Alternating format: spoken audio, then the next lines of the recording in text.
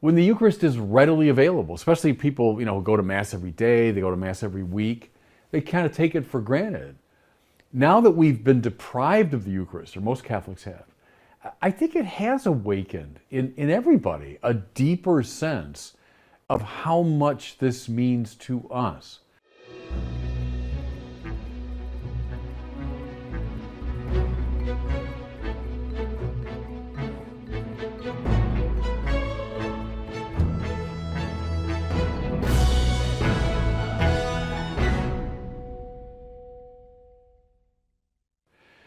One silver lining for me of this weird coronavirus time is that I've been able to return to some of my writing, which has been on the back burner with all my, administrative and liturgical responsibilities. I can kind of write in dribs and drabs. So there was a book on the Nicene Creed that I've been working on for a while, but just a little bit at a time. Well, I've been able to return to it now with some, focus.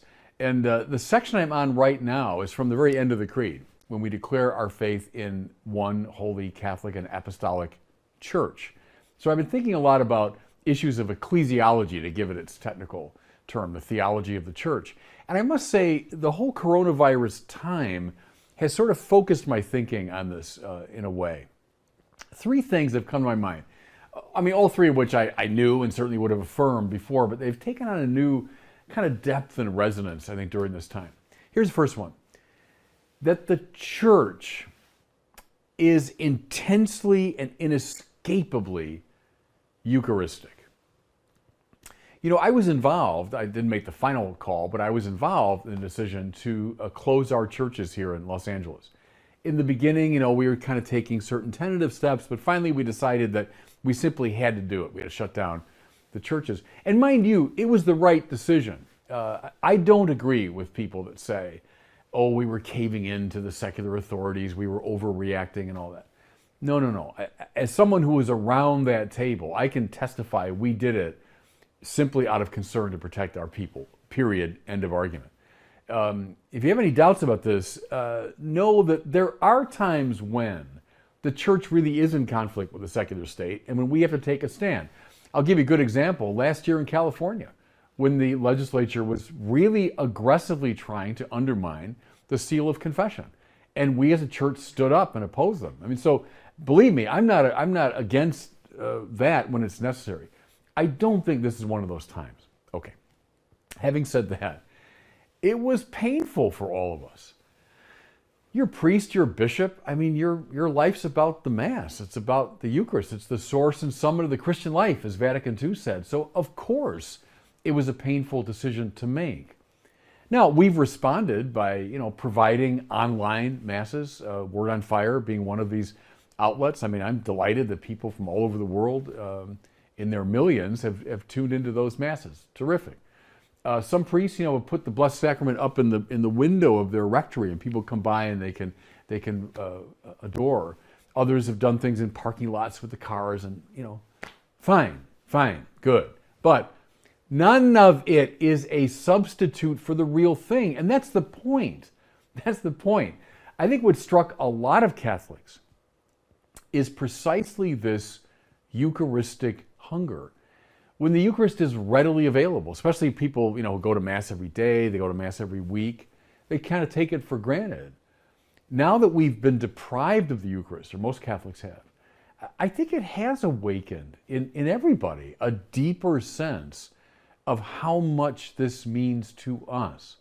And I think that's all to the good. Maybe especially at a time when, as I've said, these studies showing that a lot of Catholics have lost a sense of the real presence. I mean, maybe the Lord in his funny way is saying, okay, I'm going to take this away from you for a while so you can realize how hungry you are for it. So, we're a Eucharistic church. Here's a second insight about ecclesiology that's come to me from this period. The intensely symbiotic relationship between priests and their people. Let me say it again. The symbiotic relationship between priests and their people. Now I say this with great confidence as the regional bishop out here in Santa Barbara. I deal all the time with the pastors, the priests of the parishes in this region. I've been reaching out personally through phone calls. We've had Skype and Zoom conferences. In fact, I think just 2 days ago, I met with all the priests of the region by Zoom. Difficult time for priests, you bet. And, we're discombobulated the way everybody is. But here's my point. What is most difficult for the priests is being cut off from steady contact with their people. Do the people need the priests? Yeah, you bet. For the Eucharist and for the sacraments and for mediating Christ's presence and for counseling and all of that. But what's become so clear to me is how much the priests need the people. That the people's presence to priests is indispensable to our own spiritual health. Because, I'm talking now about diocesan priests, that we exist primarily for the other. We exist for the communities that we serve. I wear this wedding ring here, right? That's what the bishop's ring is. I'm married to the people of this region. Well, priests who participate in the ministry of the bishops have the same thing. They're married to their people. And so the pain that priests have experienced during this time, I think signals to us a really important truth about how the ministerial priesthood and the priesthood of all the faithful relate to each other so impressively and symbiotically. God knows it's been a hard time the last 25 years for priests in our country. I mean, God knows, because of the scandals and all of that. But I don't know, there's something to me about this time that has given a heightened awareness of how important priests and people are to each other. And I think that's all to the good. Here's a third ecclesiological insight that I think has especially come to mind during this time. How intensely incarnational the church is. Now, this goes right back, of course, to Jesus himself. The Word became flesh. There are all kinds of spiritual programs and religions and so on, philosophies, that would urge something like an escape from matter to get to the high spiritual realm, that would denigrate matter and see the spiritual as, so much more important, get away from lowly matter and up to the spiritual. It ain't biblical Christianity, I can tell you that. At the heart of our approach is the incarnation of the Word of God. The Word became flesh. Now, what that looks like ecclesiologically is, up and down the centuries, the church, which is the mystical body of Jesus Christ, continues to be an incarnate reality. The church is not just the collectivity of people who, in the privacy of their individual conscience, are in relationship to a purely abstract, spiritualized ideal. That isn't it. Rather, at the heart of the spiritual life is bread and wine and water and oil and touch and voice and gesture. Think of all the ways the sacraments are incarnational. More to it. Think of the way we gather to worship. It matters immensely that we come together as a mystical body, that we process together, that we gesture together, that we speak and sing together. That's not just decorative whistle and Dixie. I mean, all of that belongs to the very nature of the church, that we are incarnate and embodied. Now, this period we're going through, where we've been compelled, our church is closed, the sacraments are unavailable, we can't gather together as a community, we can't pray and sing and gesture and respond together. It's doing violence to us. And see, there's something salutary about it, because now in our guts, we're realizing how much we need and miss this deeply incarnational faith. If we're ever tempted in the direction of, it's just me and my privacy dealing with God.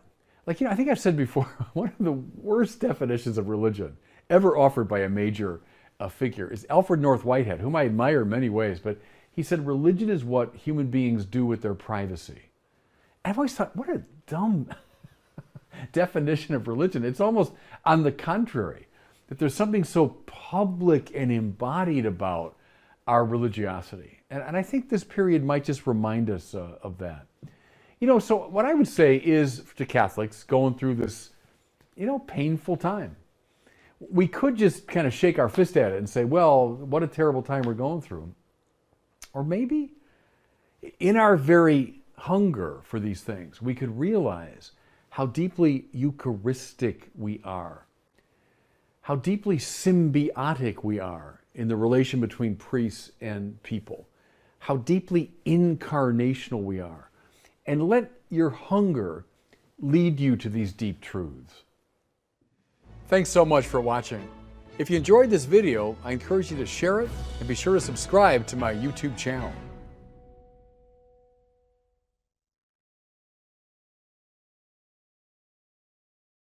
My first word to all of you is a word of gratitude.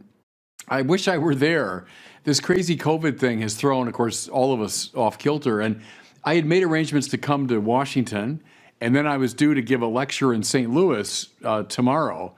And to make a long story short, what was already kind of a challenging trip became an impossible trip when a couple of the flights were canceled and I had to, anyway, I won't go into details, but it just made it very difficult for me to make those two trips. So grateful to all of you for arranging for this today. And the reason I wish I was with you was I love TC, love going to Washington, and I had 3 marvelous years, 79 through 82. I know for most of you it seems like ancient times, but they were terrific years. And let me just give one little fervorino before I get to the questions, and to say a word about the relationship between your intellectual formation and parish priesthood. Because, when I was a young guy, a wedge was often driven between those two things, and that was so counterproductive. And I thought it was stupid then. I think it's even more stupid now. What I mean is, when you're a parish priest, that's not something other than your theological life, something other than your life of prayer. See, for me, the intellectual formation has a lot to do with your task as a mystagogue. So a priest is on for guiding people into the mystery of God. What are doctrines? What's theology? But the signposts on that great journey. So the itineraria mentis in Deum, right, as Bonaventure put it, the mind's or soul's journey into God. Well, it's marked by certain signposts, and those are the great doctrines and teachings of the church. And so that's how you accompany people. That's how you pastor them. You're a shepherd to them.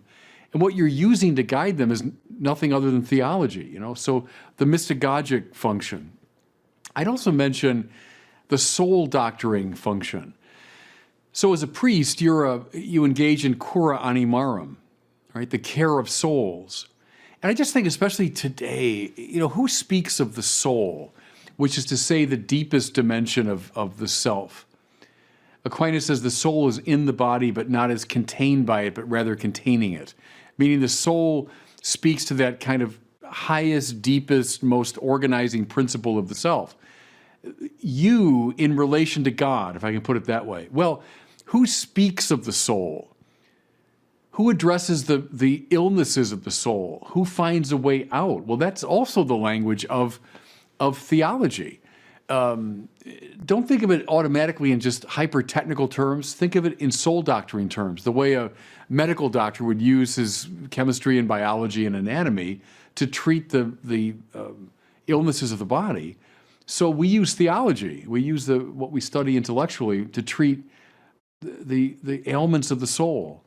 So to lead people to God, to heal the sick soul. And then thirdly, I did a little work some years ago on 2 Samuel. I wrote a commentary on 2 Samuel, which got me deeply into the stories about David. And you see David, the paradigmatic king, leading and shepherding his people in different ways. But one way that David shepherded his people was he was the sweet singer of the house of Israel. That's the beautiful King James rendering of a passage in 2 Samuel.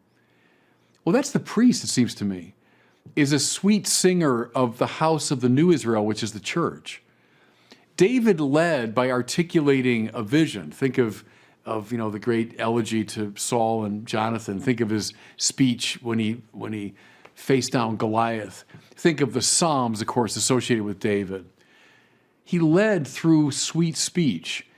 The way Lincoln did. Lincoln, I would probably qualify as the sweet singer of the House of America. Churchill in the beginning of World War II, the sweet singer of England. Well, that's what you are, it seems to me, as a priest, is a sweet singer of the house of the New Israel.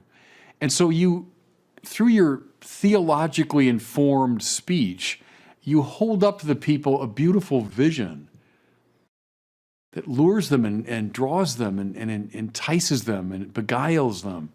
So don't think of theological language as just some sort of technical jargon. It's the poetry, if you want, of the faith. And so I think for all those reasons, the intellectual life is indispensable in your work precisely as parish priests. And I just associate my years at Catholic U with those marvelous teachers I had. I think both Monsignor Whipple and Monsignor Sokolowski are still teaching, aren't they? At least part-time. I had them when they were in their prime.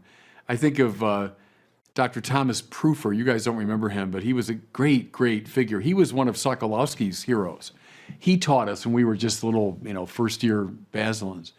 But I was just entranced by this beautiful world that they opened up to me. And, it's had an ongoing influence on me the rest of my life, the rest of my priesthood. So I guess I just offer that to you as a little word of encouragement. As you're there at Catholic U, this great center where, the church thinks through a lot of important issues, take that very seriously because it'll shape your life, your lives as pastors. Okay, that's the end of my little fervorino. And with that, I love the questions you guys sent me. And I'm happy just to kind of go through these, but if people want to, I guess you can, is there a microphone you come up to and ask a question? I'm open to that, certainly. But otherwise, I could just sort of move through some of these. Go ahead, please. Great. If you want to just get started on there, and if we have some other questions, guys, feel free to come up and use this microphone. Yeah, good. Okay. So like 4:45, we want to bring it to a close, huh? Good. First one is, who's your favorite spiritual writer? I'd have to break it down by period, probably. In the ancient world, certainly Augustine. I've got the Confessions usually within arm shot of wherever I'm sleeping. So my whole life I've always had the Confessions somewhere near my bedstand. Augustine sings to me probably the most from the ancient world. Among the medievals for spiritual writers, probably Dante. Not only a great poet, but one of the great articulators of the Christian spiritual life. I'm also very devoted to Saint Bernard. When I was a doctoral student in Paris many years ago, it was the 900th anniversary of the birth of Bernard, 1990. And so there was a lot of interest in him, and I took a doctoral seminar in the writings of St. Bernard. So he began to have a big impact on me, especially those sermons on the Song of Songs.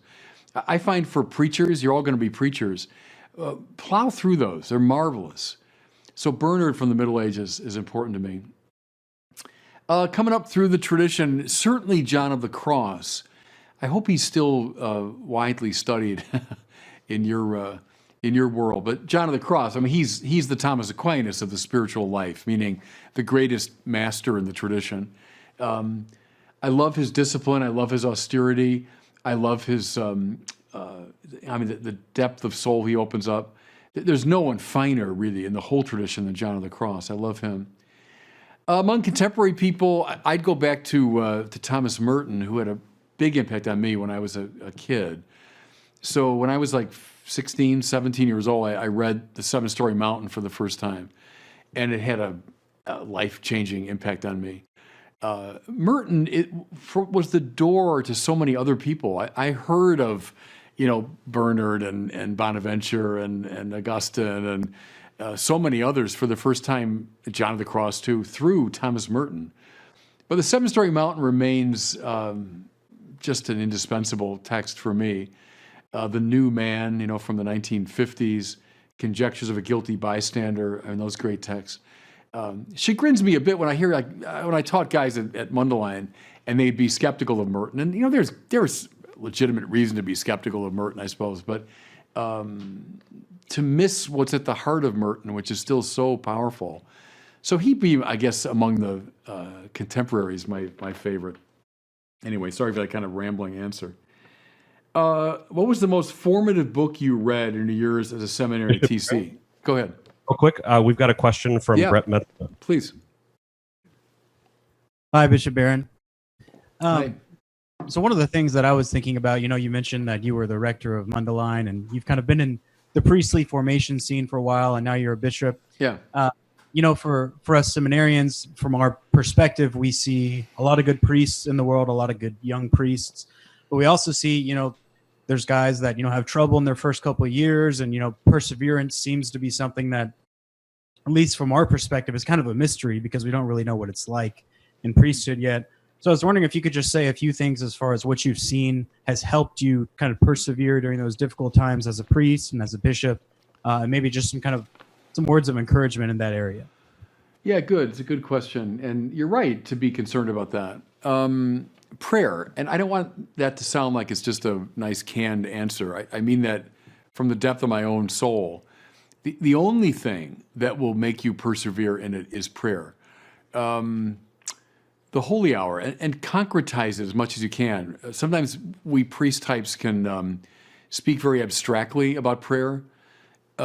Prayer meaning daily mass, daily holy hour, the rosary, spiritual reading, and do it as a essential, non-negotiable part of your life. Pray in season and out. Pray on your best days, pray on your worst days. Pray when you get a kick out of it, pray when you're getting absolutely nothing out of it. I think that's the key to perseverance. I used to tell the guys at Mundelein, the one thing I can guarantee you is you're going to go through stormy seasons in your priesthood. I hope everyone that enters into it, in their opening days and weeks of their priesthood, they're full of enthusiasm and life, and that's great, that's normal. But you are going to go through stormy times. What will sustain you is that relationship with the Lord. See, so even to say prayer, again, can seem abstract. What that means is a steady, personal contact with Christ. Now, it should be supported by other relationships, so with your family and with your friends and with your brother priests and with your bishop and so on. But the most important relationship is with the Lord. And that's got to be cultivated. It's got to become concretized in your life. A couple of years ago, we had a nice thing out here in LA. The newly about to be ordained came to see the Archbishop. And it was a day when we had our bishop's meeting, so we were all there. And then we had lunch. And during lunch, he gave them their assignments, right? So it was very, kind of dramatic moment. And then he asked all of us around the table, what's your advice to these young guys? And so people gave good advice in lots of different areas. And I just said, your holy hour. In some ways, your pastoral life will take care of itself. What I mean there is that you'll be drawn into it. You'll just be drawn into the pastoral life. But what can fall to the side in too many priests is prayer. So I said, make your holy hour absolutely non-negotiable every day, including your day off, including your busiest day. So that would be my recommendation for perseverance is the holy hour. I'll make it as concrete as that. Good. Someone else? I'm more than happy again to listen to your questions live if you want. So Bishop, I'm Chris Orokiraj, Vice Chair and Coordinator of the Pastoral Formation. Theological College is celebrating 50 years of pastoral formation this year, 2020-21. We started 71. Yeah. Sure, you were part of that program, so you had pastoral formation. So after your ordination, you were assigned as an associate pastor for 3 years in your diocese of formation, right? So how seminary formation trained you to become an associate pastor with the pastoral skills? Number one. Number two, you were rector at Mandalay, so you can give us some exhortation, advice on how pastoral formation is very important to become a pastor, right? With regard to the latest encyclical of Pope Francis, Fratelli Tutti, and also the famous phrases of Pope Francis, who said, church as the field hospital and the parish priest as smelling like sheep. Yeah. So thank you. Yeah, I mean, you gave a good answer there. I mean, I would subscribe to what you just said. I agree with some who say of the four pillars from Pastoris Dabo Vobis, the organizing one, or like the final cause of the four pillars, is pastoral formation. If human formation is sort of the ground, gratias opponent naturam, so kind of beginning with human formation, intellectual formations, everything I just talked about, mystagogia and soul doctoring and being a sweet singer. Spiritual formation, I just talked about that, the centrality of prayer. But then in a way, all of it is pressing toward pastoral formation because of the kind of priesthood you guys are preparing for. So you're not preparing to be monks. I love monks, and monks have an indispensable role in the church, but you're not preparing for that. You're not preparing primarily for academic work. I love that. It's very important. You're preparing to be pastors. So in a way, it's what gathers all of the other pillars. It's the final cause. It's the focus of all of that. I think Francis is terrific. I love the field hospital image because it signals the fact that people are deeply wounded today. And I think that's true, spiritually speaking. I've talked a lot about the nuns, right? The NONES, those who are disaffiliating from religion. Well, that's not just an abstract problem. That causes enormous suffering at the level of the soul. And so the field hospital, you don't go there for, treatment of light wounds. You go there for treatment of very serious wounds. And so I think you guys are going forth into a world where a lot of people have very deep spiritual wounds. And so, your pastoral formation leads you there. I used to share this with the guys at Mundelein. The line from the Psalm, they go out, full of tears, with their seed for the sowing. They come back full of song, carrying their sheaves. Because it reminds me of a lot of the way it felt when I was doing full-time pastoral work. A lot of pastoral work is hard, right? I remember usually once a week I would make a point of going to the hospital to visit all the sick people in the parish. And I never really went to that ministry singing. I always went with a certain amount of like, oh gosh, I'm going to go see all these people who are sick or some are dying and they're in really dire situation and it's a tough thing. But invariably, I came back from that experience singing, often literally singing in the car. And my point there is that's what, to me, a lot of pastoral work can be like, is it's challenging. I mean, who gets an immediate kick out of working in a field hospital? I mean, that's hard stuff. But yet you come back full of song, carrying your sheaves, because you know what a fruitful work that is and how soul satisfying it is. Another piece of advice I used to give to the guys at Mundelein is when you come into the parish, you're newly ordained, say yes to everything. When I was a young priest, we were like hyper concerned about burnout. That was the big term. And burnout's a reality. I'm not denying it. But, be careful and, don't say yes to everything. And I think in the beginning, say yes to everything. And people will want you. They'll want you involved in this and that, and this meeting, and this group, and this ministry. Good. Do it all. And then you'll figure it out. You'll figure out what, you're good at, what's a good use of your time, what isn't. But in the beginning, kind of throw yourself into your pastoral work. But keep that psalm in mind, that even when it's challenging, and it often is, right? I remember telling students as well, I've been hearing confessions I've been a priest for almost 35 years. I still get nervous when someone's coming to me for confession. I was nervous when I was 26 years old and the first person came to confession. I'm still nervous because you don't know what this person's going to bring. You don't know what struggle of their soul is going to present itself. You don't know. okay. I mean, I've been preaching for 35 years. It's kind of my thing. You know, I'm a preacher in the media world and all that. But I still get nervous preaching. Okay, you go out with the seeds full of tears, carrying seed for the sowing. But you come back full of song, carrying your sheaves. That's always been my pastoral experience. Good. Happy to continue with a couple of these if you want. That'd be great. All right, good. Yeah, the most formative book you read in your years as seminarian, that's easy. That's Sokolowski's The God of Faith and Reason. And does he still offer that course at Catholic U? When I took it, it would have been in 81 or 82, and he was using the book didn't exist yet, but the notes for the class, it was called The Function of Philosophy in Theology, I think. And the notes for that class became the book, The God of Faith and Reason. And I don't know if there's been a book that I've written that hasn't been influenced by that book of Sokolowski. So that's he is easy. Teaching that class, by the way. Does he still use it? I think so. Yeah. Yeah. I think it came out, gosh, maybe it was my last year there as a Basilan, or maybe the year after, but that's the book that had a big impact. The other one I'd say is the Nicomachean Ethics of Aristotle. You know, when I was a Basilan, we read the great philosophical tradition, and it was Sokolowski, I remember, said, you should read the Nicomachean Ethics every year of your life.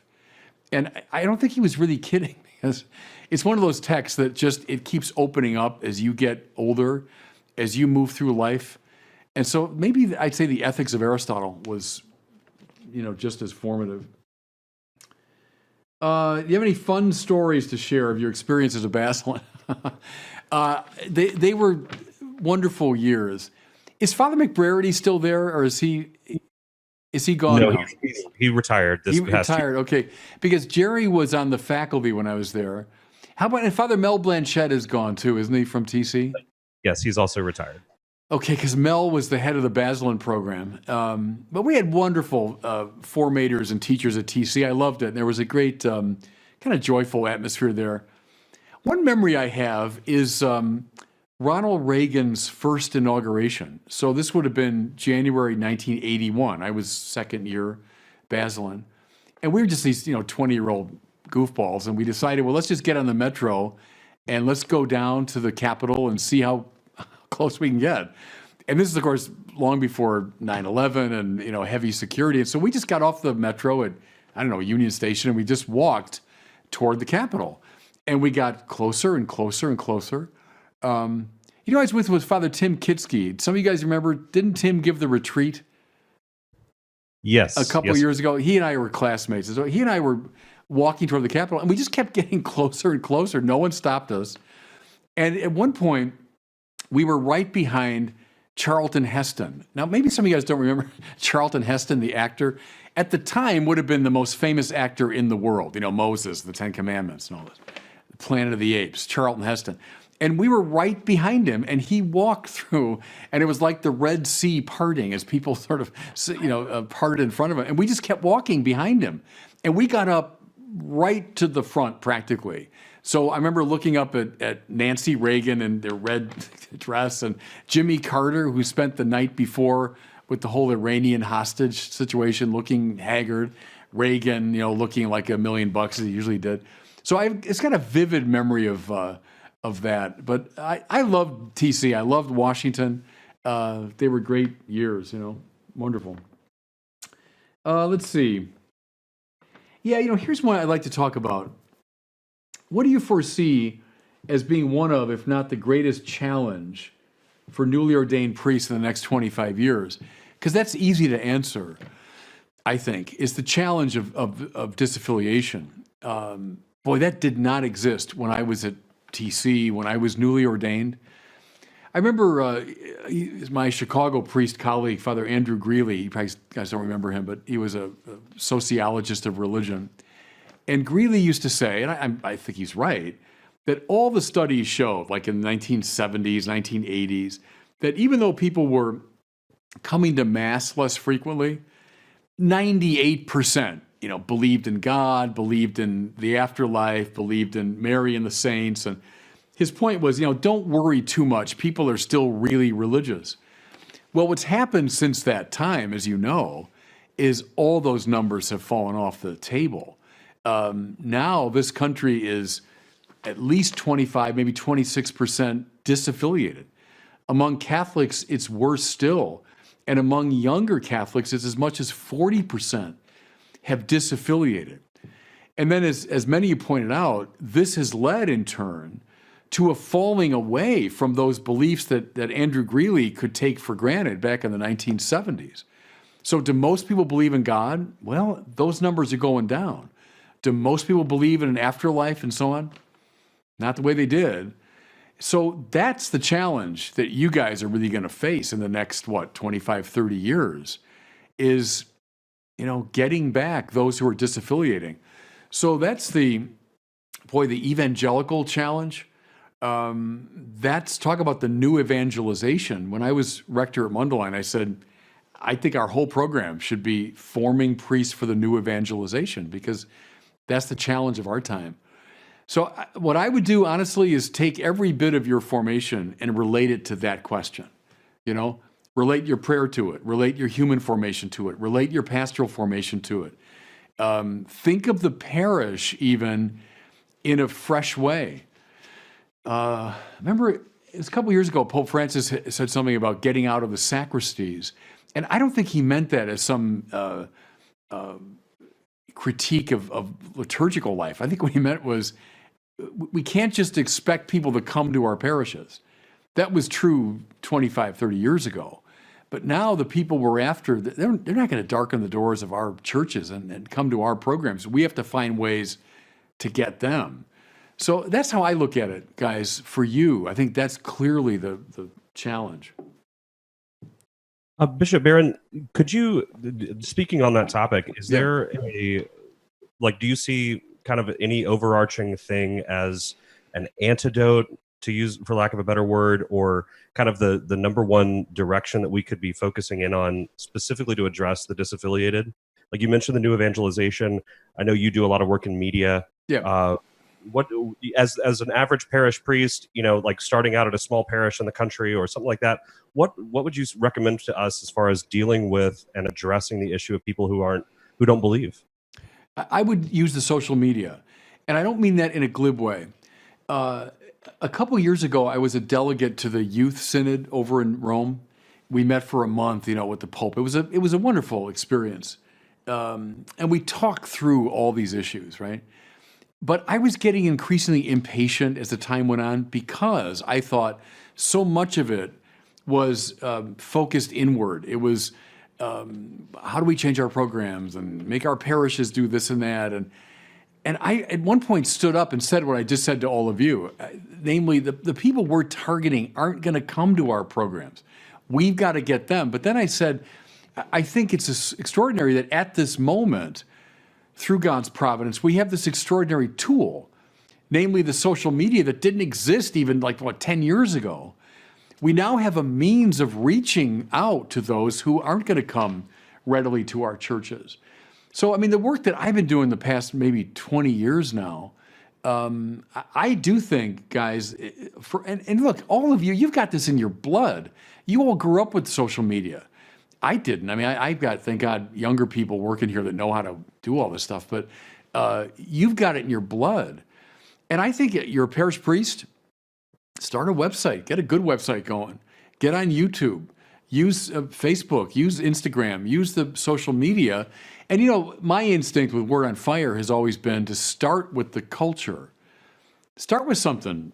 It's in a movie, or it's in a book, or it's what people are talking about, or it's what's in the news. And then try to show the semina verbi, right? The seeds of the word that are in the culture. So you don't begin with finger wagging, especially about sex, because that's not the best starting point. But starting with something Christologically intriguing in the culture that maybe the average person wouldn't get, but you're able to see it because of your training. Some deep truth about God conveyed in a movie that you're able to see because of your training. some biblical motif that's present in a book being talked about that no one's going to see, but you see it. So I'd recommend that. Start with that sort of thing, but just get a website going. Get onto social media. Your sermons, do a commentary on something, and then see if people react. I've told the story before, but when I got started, YouTube, I think, was founded in 2006. We got on in 2007. So right away, I just saw this is an interesting possibility. And I was delighted when, 200 people watched the video. I thought, oh, really? 200 people watched the video. So, I mean, we started really small, and then we built it up.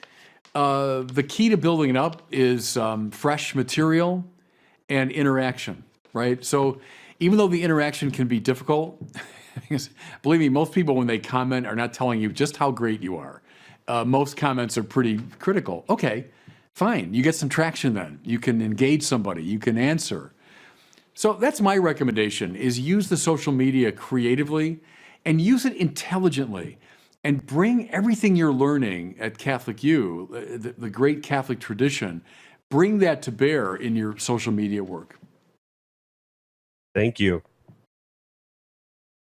Good. Something else from I just want to make sure I don't miss anyone who wants to ask a question there. Luke Kirk. Go This ahead. is Luke. He's one of our Basilans. Third Basilin this year. Love Basilins. Go ahead. Good evening. My name is Luke Kirk, and since I'm a third Basilin, I feel obliged to ask a philosophical question. Yeah. But linking to what you just said, right, that we're trying to order all of these things towards evangelization. You had a conference last year at the Ange where you talked about the dilemma of the gift being at the spiritual crisis of every person. Extremely bold claim. And you said something of the philosophy of Thomas Aquinas and gift is the key to you said a radiant light that would spread the gospel. Just curious, could you expand on that? Could you say something? It's actually part of my thesis, so I'm super interested in what you'd have to say. Might even use this. Let me help with your thesis. Yeah, that paper was on Derrida and Aquinas, and it was Derrida, the famous postmodern thinker, who raised this, what he called aporia, or this dilemma, this problem of the gift, that you can't really give a gift, right? Because a gift has to be totally gratuitous, totally generous. But every time you give a gift, it seems to awaken in the recipient some obligation to reciprocate, right? So you tend to get caught, he thought, in this exchange. And his point was that a gift is really impossible. My argument was that in Thomas Aquinas' doctrine of God, you've got a way out of that, because God, precisely as ipsum esse, right, doesn't need anything from the world. God can't benefit from any reciprocation on our part. Rather, any reciprocation we give redounds to our benefit, right? The glory of God is a human being fully alive. That's because of God's unique way of being. So the point there is that God alone can truly give a gift on Derrida's definition. But then we, through the theological virtue of charity, can participate in God's manner of love. So in a purely natural way, Derrida's probably right that we can't give a gift because we're always caught to some degree in this expectation and reciprocation and why didn't he say thank you and all that. But see, the saints are those who love with the very love of God. And so they can love in a gratuitous way. And see, my argument was that opens up something new. It was new 2,000 years ago. It's still new. That when a saint exemplifies the divine manner of being, which is the manner of love, as I described it, something fresh happens. It's like it's a breakthrough that gets us out of these games of mutual obligation, reciprocation, resentment, etc. And so I'm suggesting it's the way grace breaks into the world. So that was the basic argument there. I don't know if that helps with your thesis, but if it does, I want a little credit in your final version. Anybody else? Anybody? Let's carry on with some of the pre-written questions. All right, good. Let's see what else we got. I think I've touched on some of them maybe as we've been talking. How can a diocesan priest live a radically holy Catholic life? I've already addressed prayer. Indispensable. indispensable. You got to pray every day in a focused, conscious, and self-giving way. So prayer is indispensable. But you know what else strikes me? And I would share this a lot too with the guys at Mundelein. I think obedience is very important to the holiness of a diocesan priest. See, a diocesan priest is tied to his bishop and to his place, right? To your diocese and to your bishop, who's going to ordain you and then assign you and direct your life as a priest.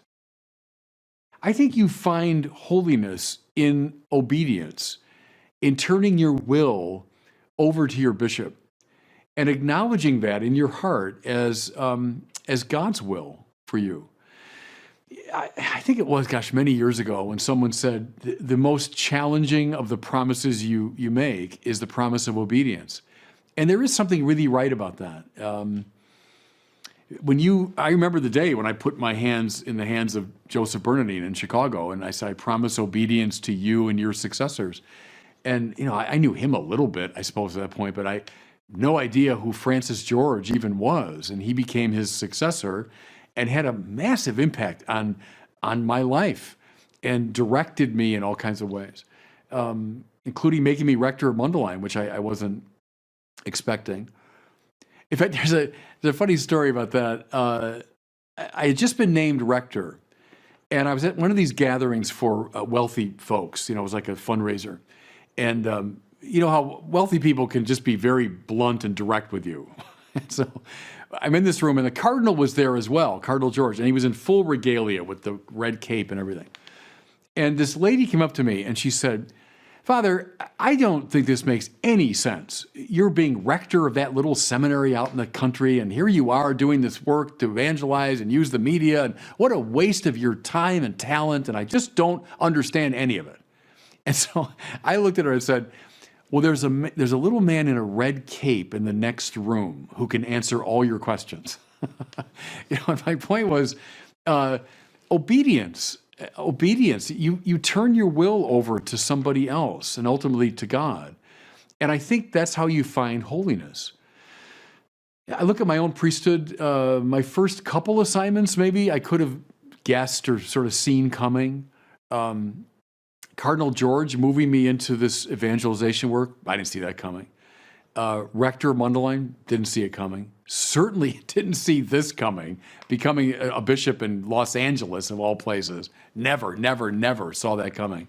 Okay. I think a way you become holy is by obeying. And I don't mean that in some simpering way. I mean, that's in a spiritually mature way that you say, my life is not about me. It's about what God wants for me. So that's a quick answer. Bishop Barron, we've Please. Got a question from Please. the crowd. Patrick O'Brien, Diocese of Rockville Center. Okay.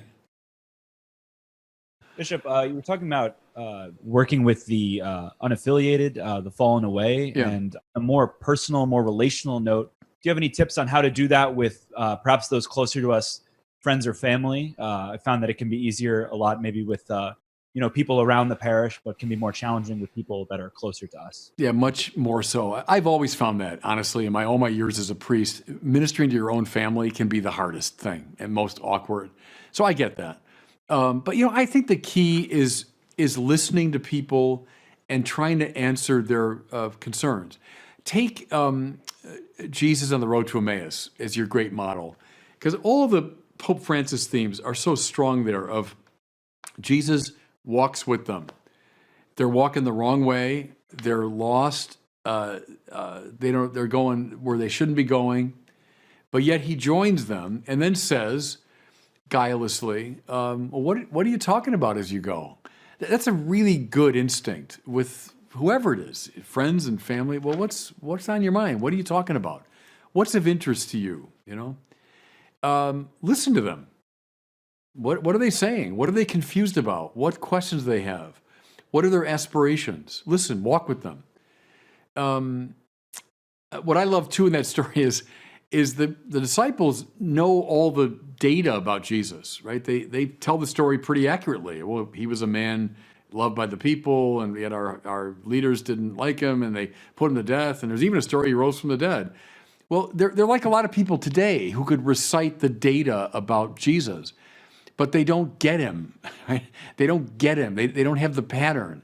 And so Jesus, at the key moment, gives them the pattern. But it's a lovely model, isn't it, of accompaniment and listening and all those good Franciscan themes. But then at the propitious moment, Jesus spoke.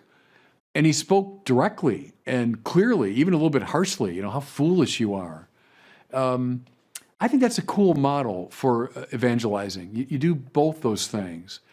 People are dying for the pattern. They really are. And we've got it. Think of all your studies now at Catholic U.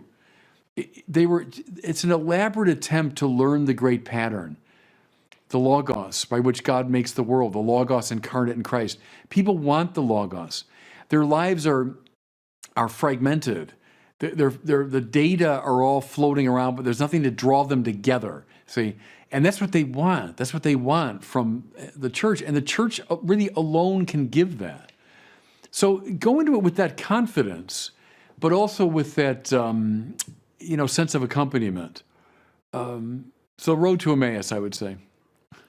Thank you. We've got another question from one of our other. Yeah, please go ahead. Hello, Bishop Barron. First Basilian, that's Rockwell Center, like Patrick. I was wondering, you wrote The Priority of Christ, where you look for a post-liberal theology. In more recent times, you've been kind of part of this this movement, talking with people like Dave Rubin, advocating for things like free speech. I'm wondering what your views on liberalism, especially today, using the language of liberalism, classical liberalism in the modern context online, how you view that. Thank you. Yeah, it's good. It's a good textured question, and we have to spend a lot of time to really give an adequate response. And you're right in putting your finger on some important things. One is in that book, and I in a book called The Strangest Way as well, I make the argument that it was important for us to move beyond what I took to be a sort of a tired Catholic liberalism. Now, I grew up with Catholic liberalism, which I define in a number of different ways, but I thought it had lost some of its edge and verve and evangelical focus, lost a sense of its own uniqueness, a Catholicism that was too kind of blandly like any other spiritual path, that lost the edge of the cross, the particularity of Jesus. I mean, all of that. So that's part of my argument there against a kind of Schleiermacherian version of Catholicism. So that was my argument against liberalism. And then I found certain strains of the post-liberal or postmodern that were agreeable to, I think, a richer understanding of Catholicism. There were elements in it that could be used. So that was part of the project of that book.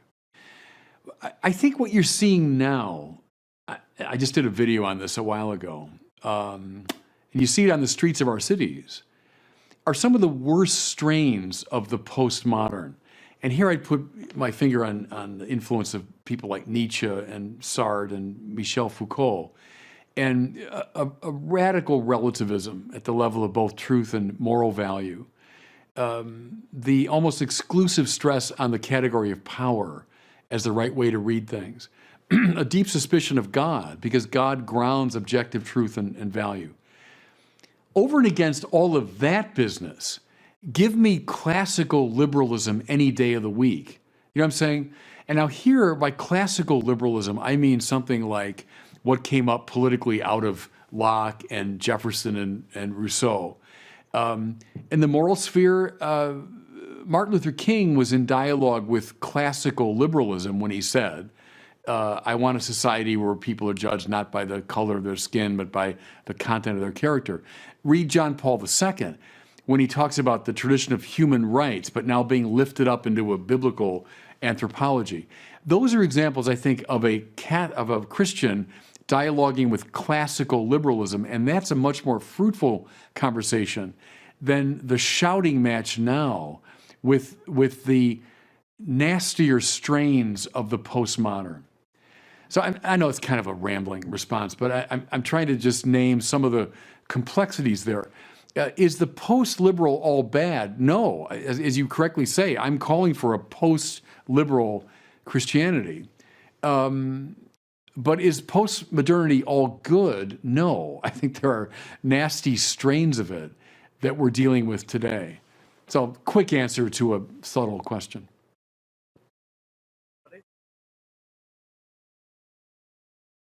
That's all we've got from the crowd currently. Okay, how are we doing? Oh, it's 4:45. Is it? How about we do one more? Would that be all right? More question, and then Father will introduce your gift. Oh, I want Your the gift reward. for sure. So I'll just do one more. I'm sorry, it's hot. We have no air conditioning in Santa Barbara. Usually you don't need it, but today is kind of hot. That's why I'm drinking all this water. Let's see. What can we do?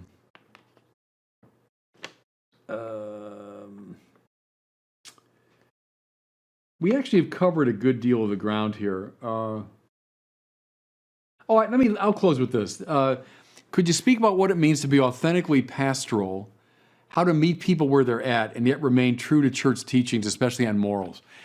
I'll give the last word here to Cardinal George, who was a mentor to me. He came out to Mundelein. It's before I was rector. And he complimented the students. This would have been like the year, 2005 or something. And he said, I want to compliment you because you're the John Paul II generation. And he really meant it. I mean, he loved John Paul II. And he said, you stand for the church's teaching, you defend its moral teaching, and you proclaim it confidently. And he meant it. He said, I applaud you for that. But then he added this. Remember, you can never just drop the truth on someone and walk away.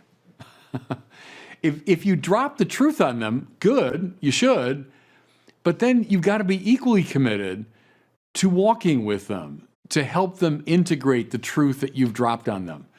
And that's come to mind a lot, actually, in these Pope Francis years. As I listen to Francis, I don't see him as somehow antipathetic to the John Paul program. I see him as emphasizing that second dimension of Cardinal George's observation. The truth is the truth, and we're meant to announce it or drop it on people. That's true, we are. But you can't just drop it and walk away. So you drop it and walk with, and you say, I'm committed now to helping you struggle to integrate this truth into your life. That to me is the best way to say, yeah, I'm faithful to the church's teaching, but I'm also pastoral. And, back in my day, pastoral was often code for, I don't really care about moral truth, or who cares about doctrinal truth. That's not pastoral. That's bad pastoring, by the way. But Cardinal George is talking about, that's good pastoring. Drop the truth on people, okay, and then lift. Remember the Pharisee, don't even lift a finger to help them. No, use all your fingers and use your two hands to help people carry the burden that you've given. So keep that image in mind, maybe, as a way to balance those two things. Thank you so much. I want to turn it over to Father Siriaco for your special award. We really appreciate your time today. This has been amazing. Enjoyed it.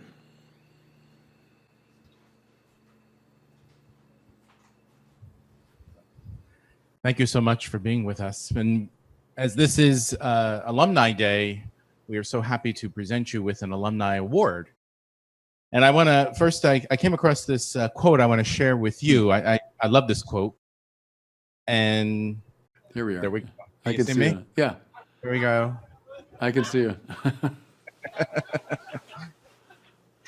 A great quote from St. Peter Julian Amard, the great apostle of the Eucharist. And he said, the mason who dies after laying the foundation of a colossal structure is more of a founder than the one who completes it.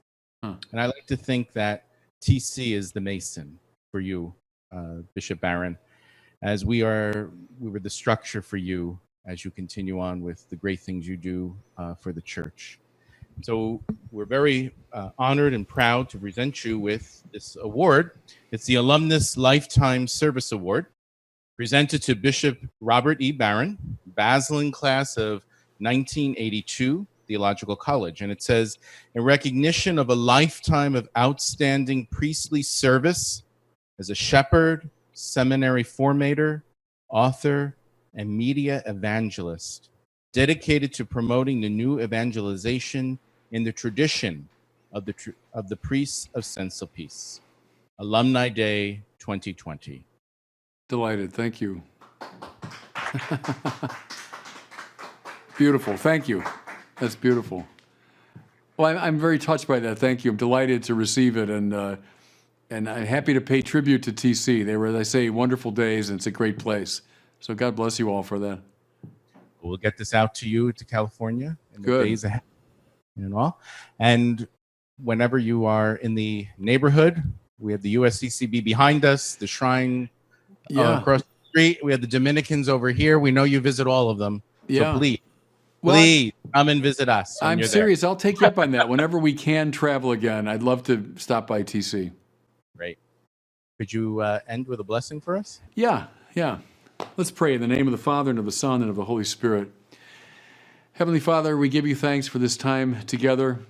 I ask your blessing on this wonderful theological college community. May all these good people continue on the path that you've set for them, a path of care for your holy people, a path of the new evangelization. And may the blessing of Almighty God, the Father, and the Son, and the Holy Spirit come down upon all of you and remain with you forever and ever. Amen. Amen. Thank you so much, Bishop Barron. God bless you. Keep us in your prayers. I will. Thank you, guys. Good being with you. Thank you. Welcome to Bishop Barron Presents. I'm Jared Zimmer, the Senior Director of the Word on Fire Institute. And in this episode, Bishop Barron sits down with Dr. Jessica Hooton Wilson, who's a literary and theological scholar. And in this conversation, they talk about the humanities, Flannery O'Connor, Dostoevsky, Walker Percy, numerous other aspects of human formation. So be sure to sit back, relax, and enjoy. So I thought maybe what we could talk about to begin with is the value of the humanities and what might occur if the humanities start to decline in our education system. So maybe, Doctor, if you could start off the conversation. Can you call me Jessica? Jessica, that sounds good. Yeah. Instead of Doctor. Call me Bishop. Okay. The decline of humanities has already started, really. And what is going to be lost is in the name of humanities. We're going to lose what it means to be human. And you would say, well, that's not something you really have to study how to be a human being. But it is. You have to train a child in the way the child should go. And so every practice from the time that the child is young, you're thinking about what's the best food for this kid, what's the best music for them to listen to, what's the best media for them to enjoy. And then suddenly in college, they're okay. And let's just make them specialists and make them workers. Well, where did their humanity go? Where did all of those other decisions that made them who they are? Why did we leave those out? Don't we still care about what they're reading, what they're looking at, the art that's around them, the ways they think about how to vote, the ways that they think about how to participate in relationships, the ethical decisions they're going to make, and then the very purpose of who they are? Why don't those things matter anymore? And they should. And so that's what the humanities are meant to offer a person, is really the training, the formation for who they're supposed to be in the world. Yeah. Do you think that there's such a focus on, and we're not anti-science by any means, but there is such a focus on this STEM aspect of knowledge, that is there a part of the humanities that offers maybe a different kind of knowledge that the STEM simply can't offer? Well, of course, and that's the relevant point. As you say, quite rightly, and we love the sciences. And I fight the battle a lot of people saying, oh, the church is anti-science. Like, no, the church loves the sciences. But I almost every day confront this on my social media, is young people especially who fall in the trap of saying the only legitimate form of knowledge is the scientific form of knowledge. So if you can see it and you can measure it and you can do experiments on it, then that's true. Everything else is a matter of private opinion, or it's your little pet ideas or something. They have lost a sense, I think, what you were saying, that the humanities are themselves a bearer of truth.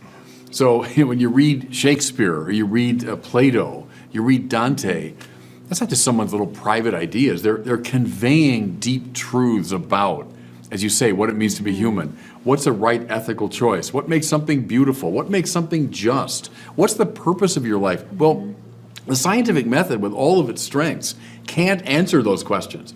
So when you lose the humanities, you lose that. Or another way, I think about it a lot, that the sciences and their attendant technology, make life a lot more convenient. Thank God for that. What we're doing right now would be impossible without the sciences. You know, this wonderful technology around us. They get us places faster, God knows.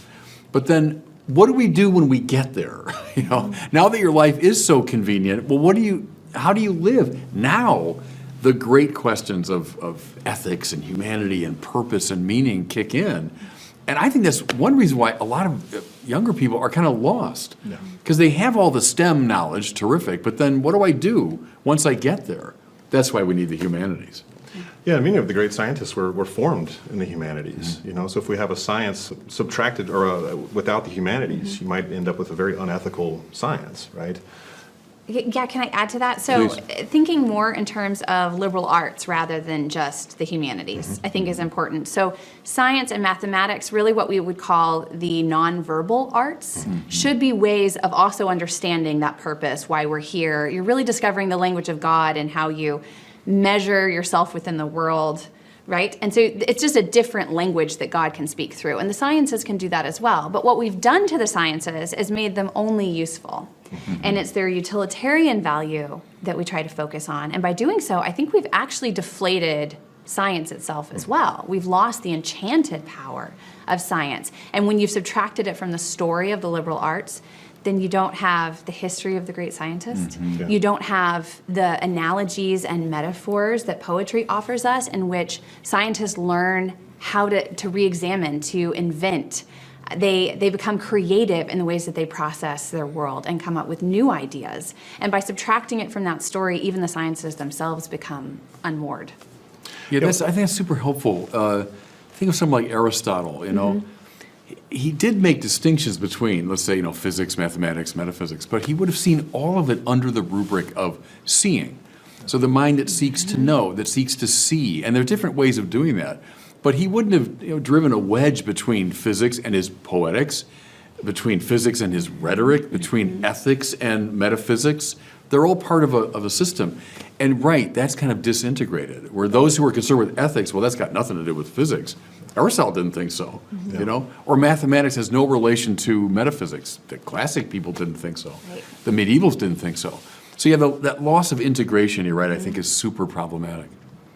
And one of the ways in which the humanities in general or liberal learning is being attacked is also a questioning of the canon itself. And there's a big question right now of what do we do with the canon? Do we expand it? Do we hold fast to it? You know, maybe some thoughts on that. I think a canon is only as good as the people who are embodying it and living it out. This is Louise Cowan, who's one of my teachers at University of Dallas. University of Dallas really proposes the great books are necessary. That content is necessary to form us, that there's something that happens in these texts.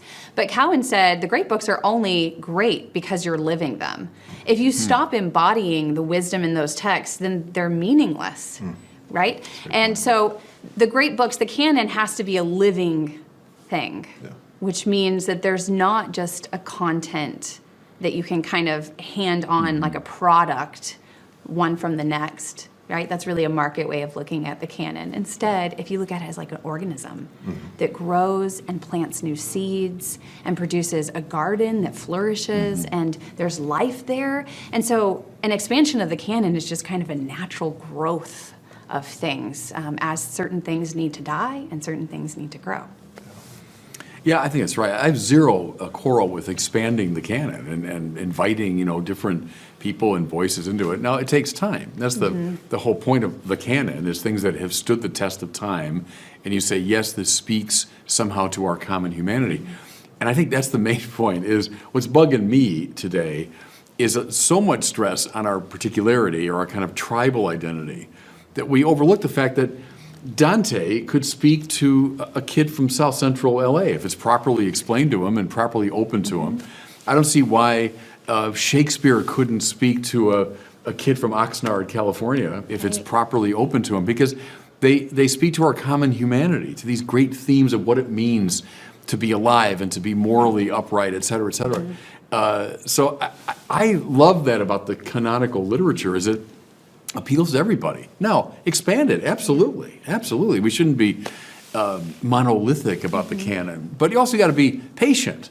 You can't say, well, let's just add 25 things to the canon. Well, you need time to see if these things have enduring value, you know? Well, Martin Luther King, who studied the classics, right, and studied the great books, and he said to judge a person by the content of their character and not the color of their skin. And then somehow we're reversing that, and we're choosing authors to include only based on the color of the skin and not the timeless content of person's character. At the same time, that if you have a canon without Martin Luther King now, then you have a problem, because he took the tradition and he spoke into it, and now he's someone that we should be responding to. But if we would have only chose what we thought was relevant, we actually would have condescended to Martin Luther King Jr. and not given him the resources he needed to be able to play the part that he had at that kingdom moment. So you consider writers like County Cullen, African-American poet. Who was his inspiration? John Keats. Yeah.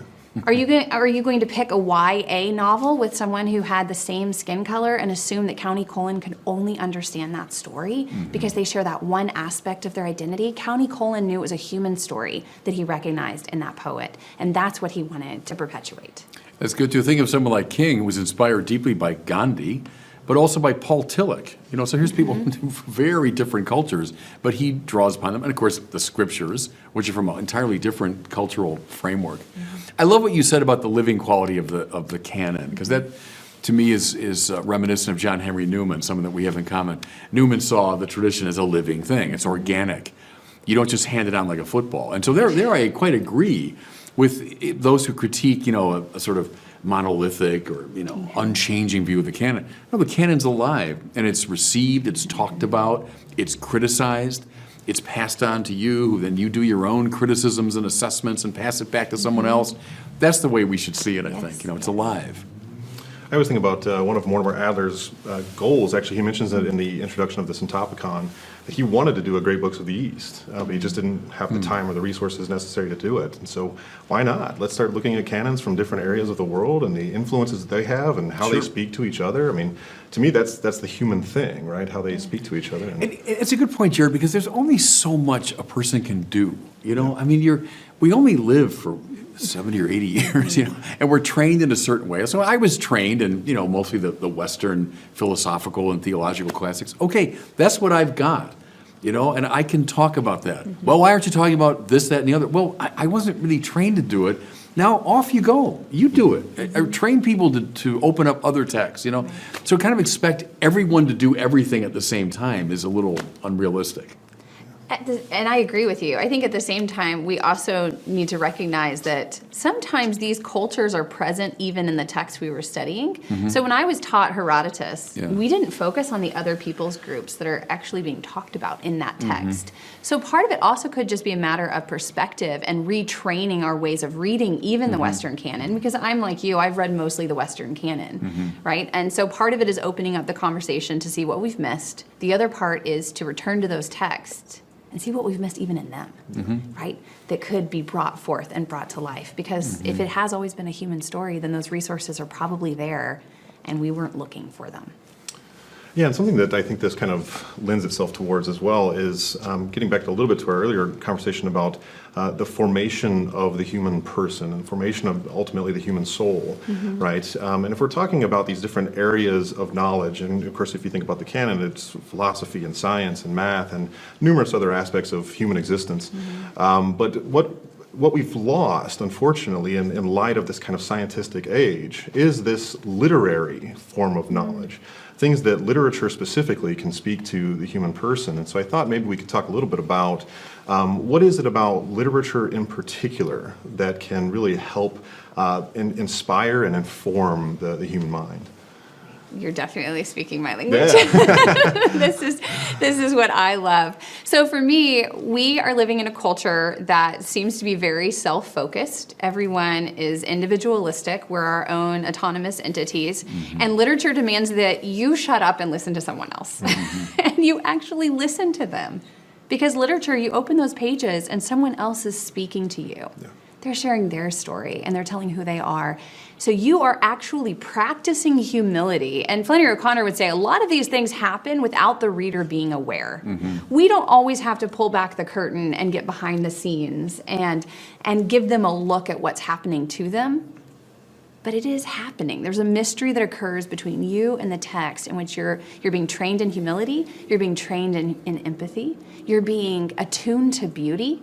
You're being asked to slow down and not immediately respond because you have to read the next sentence, right? And so there's things that literature asks of you that our current mediums don't ask, that our current ways of being in the world don't ask from us. And so we're being trained differently, counterculturally, to the water we swim in. Something that you and I have in common is the use of literature in theology. So I love high abstract ideas and expressing things that way, but I've also used, as you do, Flannery O'Connor and Dante and William Faulkner and many others to explicate these truths. And I think for a couple of reasons. One is just how beautifully multivalent a literary symbol can be, or a character. So an idea tends to have, a pretty straightforward univocal meaning. Here's what this idea is about. Good, it's got the virtue of clarity. But a character in a story, a symbol, an archetype, a mythic presentation has all this wonderful multivalence. The other thing I think is the narrative quality. When you're showing a life in progress, you're showing something unfolding across space and time, it opens it up in a way that an idea just can't. So what's the good life? Well, I can talk about it the way Aristotle does, abstractly in terms of virtues and so on. Or I can show virtues. I can look at this person. What's vice? What goes wrong with us? Well, look at the way this life is unfolded. Look how that decision was made. Well, it's only a narrative art that can really display that. That's why I've used it a lot. And the Bible is narrative. It's not so much philosophical. You can distill philosophy from it, as the great figures have, but it's basically narrative in form or poetic in form. So I think that's a natural place for theologians to go, in the Christian tradition anyway. Right. I mean, I've used this example a lot. Brothers Karamazov. Yeah. You have Ivan Karamazov who's arguing. He's giving all the reasons. He says he has a Euclidean mind. This goes back to the poor use of mathematics or scientific training, right? Yeah. So he has a Euclidean mind to try to understand suffering in the world and understand God. And how does Dostoevsky answer him? He doesn't say, you're wrong, suffering isn't bad. Instead, he says, your argument is right, your response is not. And he shows the life of Zosima in response to that suffering. Because really, it's which story do you want to live out? Right? Not who wins the argument, but whoever wins the argument, how do you live? Yeah. And that's what stories do, exactly what the bishop was saying. How do you live then? And that's what stories can give us. What a genius, of course, Dostoevsky at so many levels. And he knew the rationalism of his own time. So the wake of the Enlightenment, then through French influence coming into Russia and so on. He knew those strains, but then was just, he saw the way a lot of postmoderns do now, the dark side of the Enlightenment, the limitations of that kind of rationalism. And you're right, especially when applied to something like religion, that Ivan, coming out of that sort of Enlightenment rationalism is going to miss whole worlds of experience and meaning. And he was such a genius at showing that. Yeah. Well, even Go the ahead, lack of please. humility in that one particular example, what we were just talking about, the literature can form you in humility. Here you have someone who, instead of learning from literature, Ivan studies science and then tries to write his own poem and then tells Alyosha the entire time, this is how you're supposed to respond to this poem that I'm writing, right? There's a lack of humility in his approach to the world for the things that he cannot understand. And if instead he was studying these lives and reading these lives, Dostoevsky seems to suggest that the study of literature would somehow reform him or change him or offer him an opportunity to see differently. Yeah, and I tend to think of, Edmund Burke he suffered no fools whenever it came to treating people as abstractions, right? And something that literature does is it takes us from the abstract into the concrete. You're actually living vicariously through the life of this character, and you, as you said, there's empathy and sympathy that comes about because of it. But I want to touch on that reality in Dostoevsky, O'Connor, many of these other authors, of course, that you're a scholar in regard to suffering. I think especially, Chris, in your book, Giving the Devil His Due, you really get into the idea of suffering in their works as well as the Girardian treatment of that. And so maybe to start off with, let's start with Dostoevsky, how does he frame suffering? And that's consistently one of the reasons why atheists would say that they don't believe is because of suffering. And so how does Dostoevsky handle that issue? Well, one is that he allows for mystery. He allows for the possibility that he's not going to be able to answer that question sufficiently. And he says suffering is here. And it's not going to be changed by us believing or not believing in God, but how we help the actual embodied sufferer is what changes. And that's what he does in his fiction, is he shows someone like Alyosha going to the bedside of a young boy who's dying and praying over him, being with him, helping the family through this suffering, and then even afterwards helping the friends at the grave of this youth.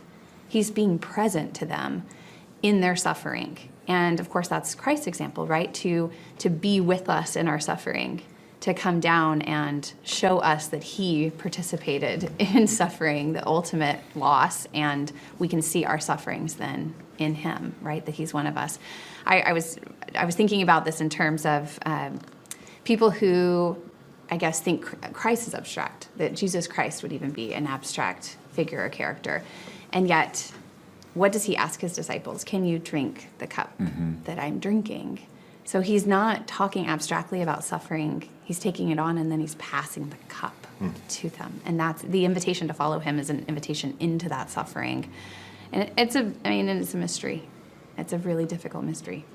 There's so much there, and I think that's right. It's the hinge issue. I've been in a lot of debates over the years with atheists and agnostics, and of course, we always come back to this problem, the problem of suffering and evil. I always say, you want the very best, you want me to steel man your argument.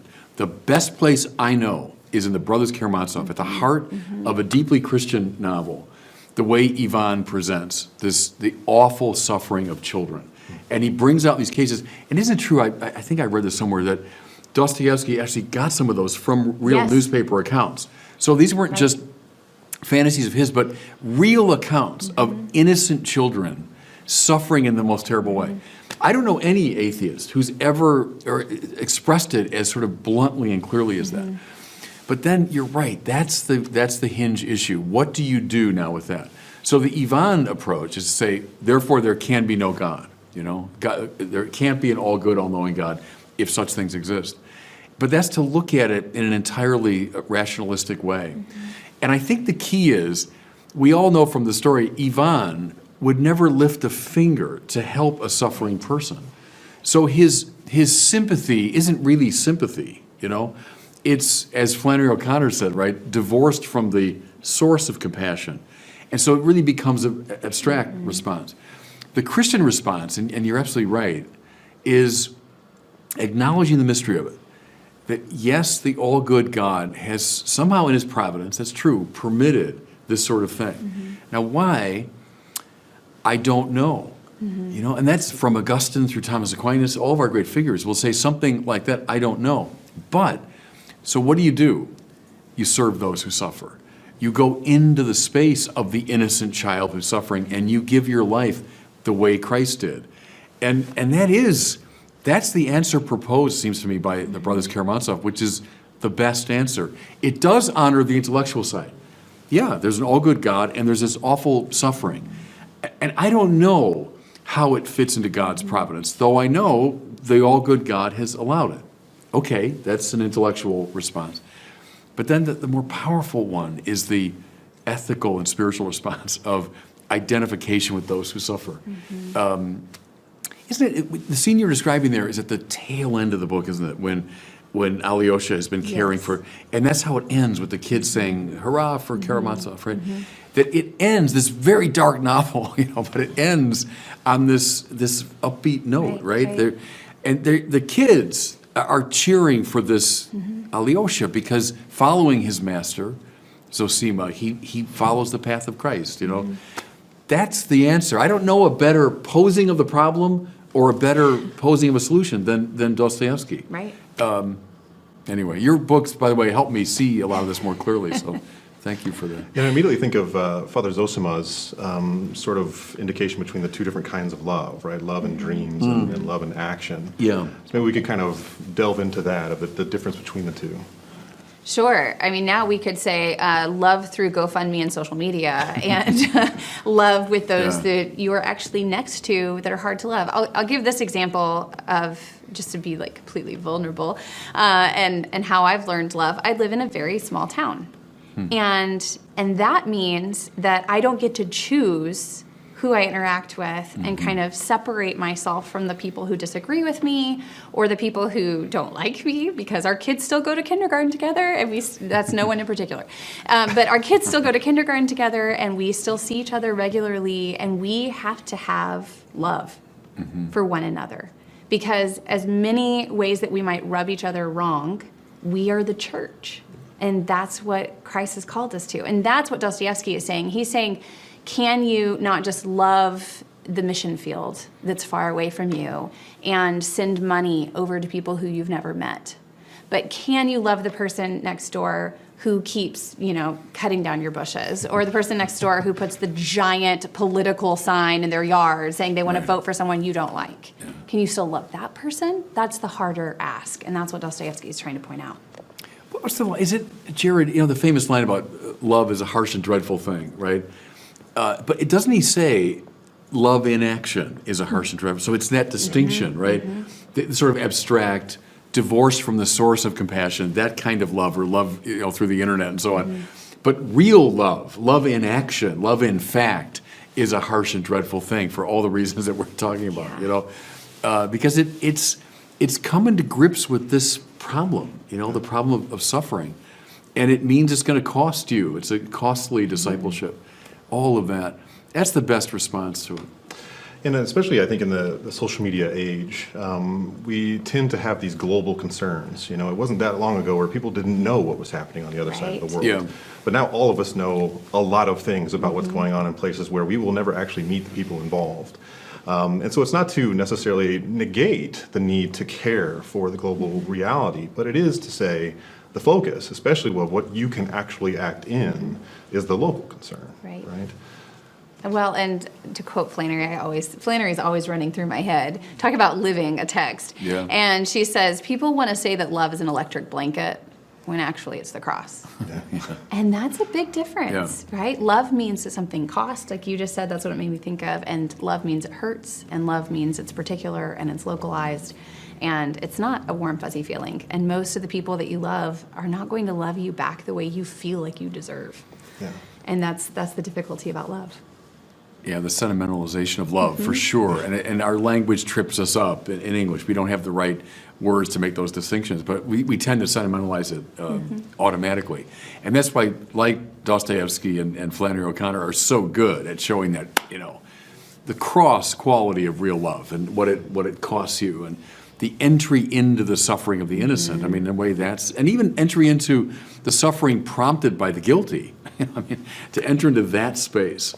That's the answer to the problem of suffering. You can do it.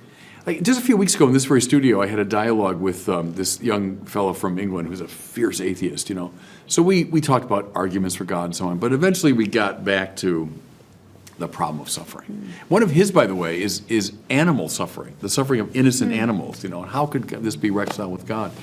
And, I expressed abstractly the answer from Augustine on about God permits so as to bring about a greater good. But what that is, I don't know. I can't see. No one can see. I can't see clearly, that's the greater good. I can state it, but then the more important move now is to enter in and say, okay, perhaps at least part of that greater good is that I've been called to love. I've been called to self-gift, I don't know a better answer. That's what I mean about the Brothers Karamazov. A better statement of the problem and a better answer than you find there. And one of the notes that you have in your book as well is that part of our natural outrage in regard to innocent suffering is the fact that we naturally recognize the imago Dei in the individual. And do you think that an argument based on that could also kind of start going from the literary into the philosophic? No, please go ahead. Sure. I think it's about how you imagine that image. And what I mean by that is I've, over the last few years, feel like people have become so busy creating a persona that they even see themselves incorrectly. So then when they view others, they're not seeing other people even clearly and what the image of God looks like. So O'Connor, for example, would say, I judge myself by the truth, and therefore I see all that I lack. And that's the starting place of self-knowledge. It's actually a very humble place. Whereas right now in our culture, we're constantly trying to get people to hold up mirrors, and the image that you present is amazing. Have self-esteem, believe in yourself, see yourself as great and worthy. And so it's not really the image of God that people are seeing. They're seeing the unfallen, you don't need redemption version of the self that you're putting out there. Whereas O'Connor would want to say, you actually need to see yourself maybe from an icon perspective, right? Where God is speaking to you from that perspective, where you're trying to understand how God sees you and what you lack, but then he redeems you. So in Dostoevsky, he talks about everybody's responsible for everyone's sin. There's this ultimate guilt that's the starting point, right? But the guilt is not the end of the story. The end of the story then is that he's leading you to become a child of God, so you're more loved than you are even guilty, right? And that's the miracle of grace. And so when we're trying to see the imago Dei in others, we're really good at seeing their guilt and not ours, but we're really not great at seeing their grace and the child of God there. The way we need to. So I think if we began by seeing first our need for redemption, we'd be better at seeing other people as those in need of redemption, and that we can participate in that redemptive process. There's Flannery O'Connor with the misfit and the grandmother, right, along those lines. But I was thinking too, Jared, and your book helped me see this too, is go back to Ivan Karamazov and how outrageous that these innocent children, how terrible that they're suffering. Well, I mean, would he be bothered by the death of, 1 million mosquitoes? Well, no, clearly not. It wouldn't bother. So why is that bothering him? Why is that bothering him? If and only if, it seems to me, he has some sense of these children as bearers of the imago Dei. He's got some sense they're of infinite value and worth. And so, in a way, it turns on itself. The only problem more puzzling than the problem of evil is the problem of good. And if evil really is a privatio boni, right, it's a privation of the good, and where sin abounds, grace abounds the more. I mean, all those insights are meant to show that even behind this awful protest of Ivan Karamazov is at least the implicit acknowledgement that no, these children are the beloved children of God, and that's why we should care about them, So in a way, like, grace always runs around sin. That's good. And I think that's true in Flannery O'Connor and so many. They look right at sin, as Dostoevsky does. No one sees it more clearly, but they know that where sin abounds, grace abounds the more. And God's love is greater than, That's the move. It's not an either or. It's where sin abounds, grace abounds the more. I think of that O'Connor essay in which I think she quotes Wyndham Lewis, and he says, if I'm writing about the rotting hill, it's not because I like the rot. It's because I cared about the hill. Right. And I think that's what we're trying to see, and that's a really great point that you bring up. That's what Yvonne and O'Connor are showing, is that they love the children. The rot shouldn't be there. Yeah. That evil shouldn't be there. Say more about, because I'm so intrigued by it. When Flannery O'Connor, in that famous preface to the, what's it called, the Memoir of Marianne, right? Yes. And she refers directly to Ivan Karamazov, But then say more about it, because that quote about when you cut your own compassion off from the source of compassion, the next step is the death camps. Right. Right. Say more about that, because I think that's a fascinating connection she makes. I think it begins with humility, but it's also about incarnation. Everything from O'Connor goes to incarnation, but our incarnation is the ultimate example of humility, right? God, who did not consider himself equal with God, came down and took the form of a human being. So it's that Philippians passage. And so what she sees happening there is that you have the humility to step down into the suffering, not to stand above it and try to solve the problem. You enter into it, and you're willing to die for it. You're willing to receive that suffering. And that's what most people are not willing to do. When they're trying to solve problems from this place of tenderness or compassion, they're doing so from this pride in which they stand over the suffering problem, and they're not willing to take it on themselves. They just want to solve it, which means eradicating it, sending money, whatever they need to do to stand above it and solve it. And that's not how our God responds to suffering. He responds by becoming a sufferer, right? Becoming the suffering servant. And so that's why she says that's the source of real compassion. Tenderness is the word. You're right, that she uses there. And then it leads to the death camps, because from that sort of rationalistic standpoint, we'll solve this problem. And, you got to break some eggs to make an omelet, and so if we got to kill a million people, well, we're going to solve the problem. That's, if you want tenderness, because look at someone like Marx or the great sort of utopian figures.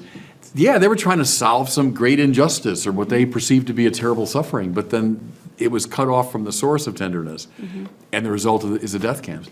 Man, I think that's of extraordinary relevance to the conversation today. Because when you start saying, well, there's no God, and who cares about that, and I'm an atheist, and so on, but boy, do I care about social justice.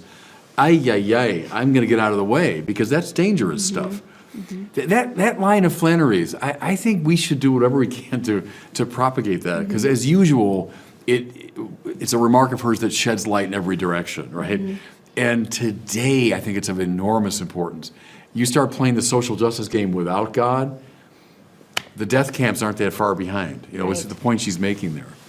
Right. You actually have to be a human being in the image of God and see yourself that way in order to be a humanitarian. Right? Yeah. And this is where the humanities come in again, is that how are you being formed? Yeah. Because if you're a benevolent dictator, right? So you're just still an oppressor. And I think to even bring this more close to home than O'Connor would have, because she was seeing it at a large scale and she was seeing the Holocaust in Europe. That's what she was responding to.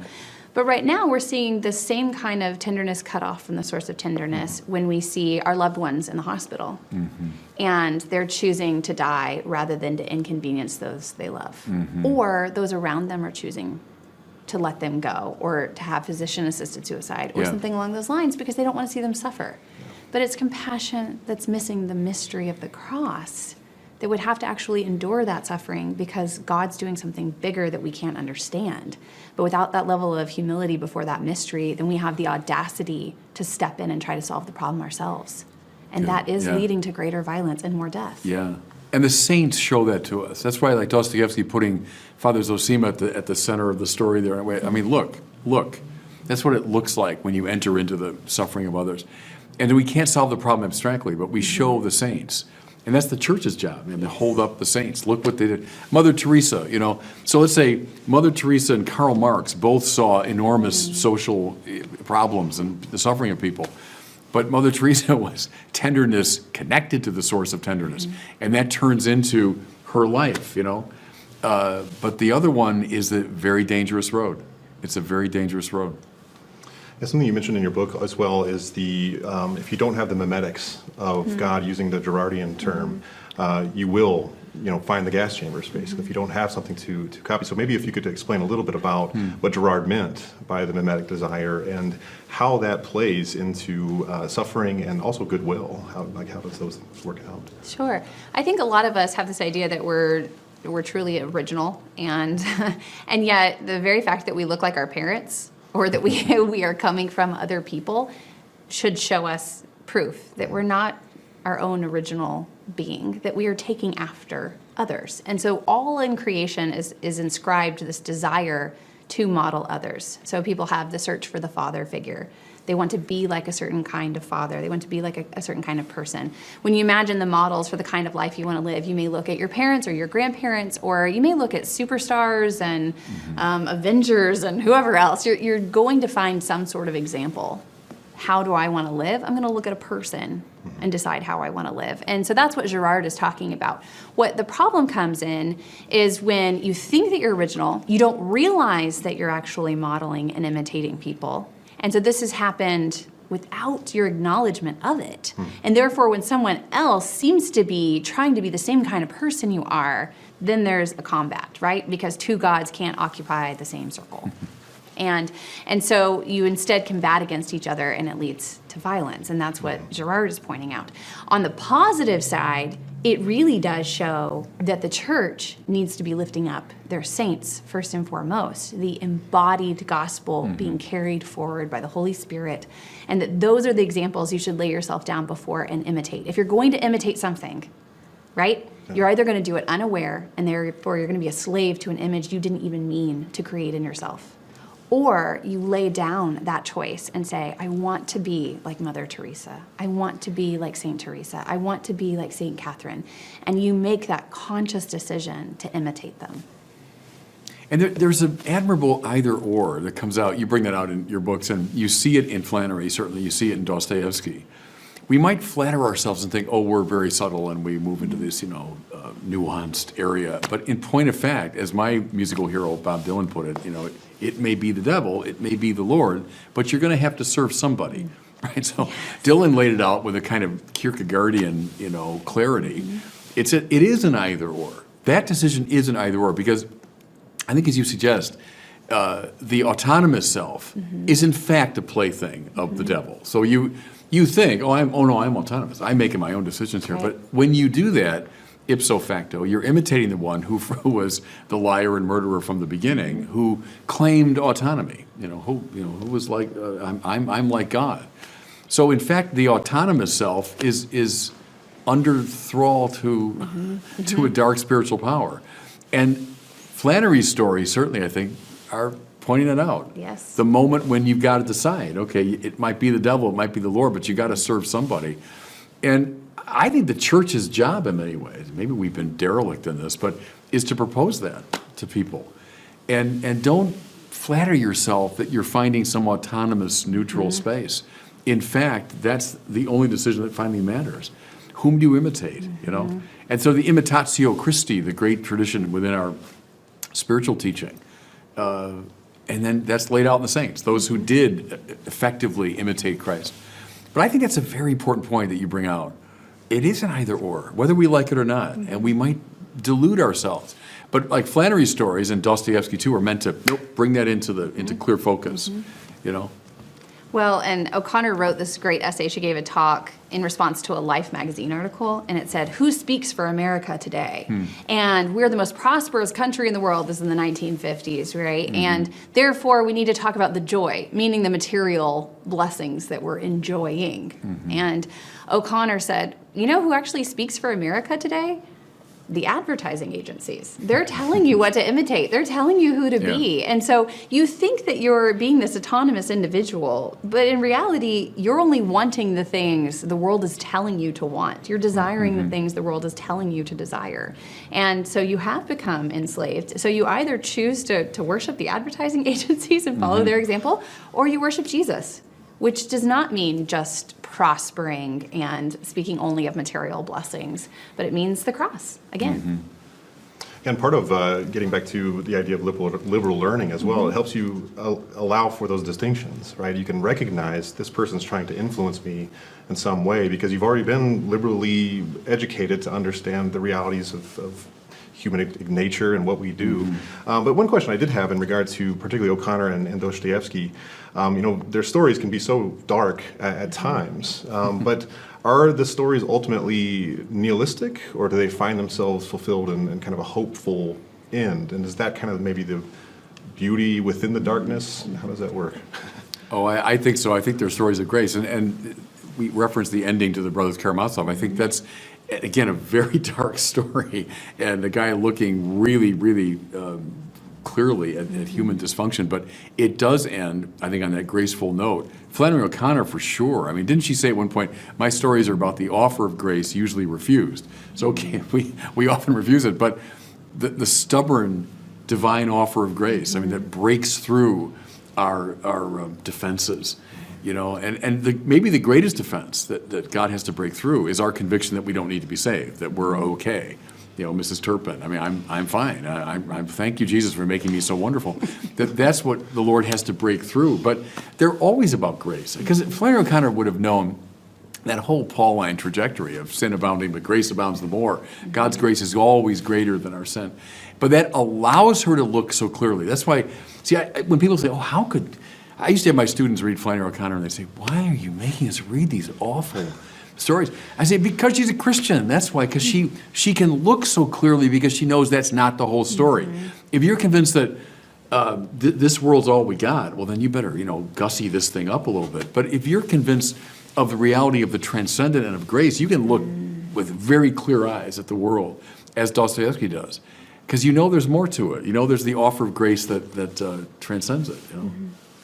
Yes, I think that you're exactly right. Dostoevsky and O'Connor, they're writing, focusing a lot on Good Friday, but they're always pointing to the resurrection. Yeah. Their stories are always comedy. They're going to descend into hell and take you there. And they're going to hopefully move their characters and their reader through purgatory, which is going to burn and be uncomfortable. Yeah. But their ultimate goal is that you put your eyes on paradise, that there's something beyond those things that hurt and those things that are dark. But they are going to move you through that trajectory, through that journey.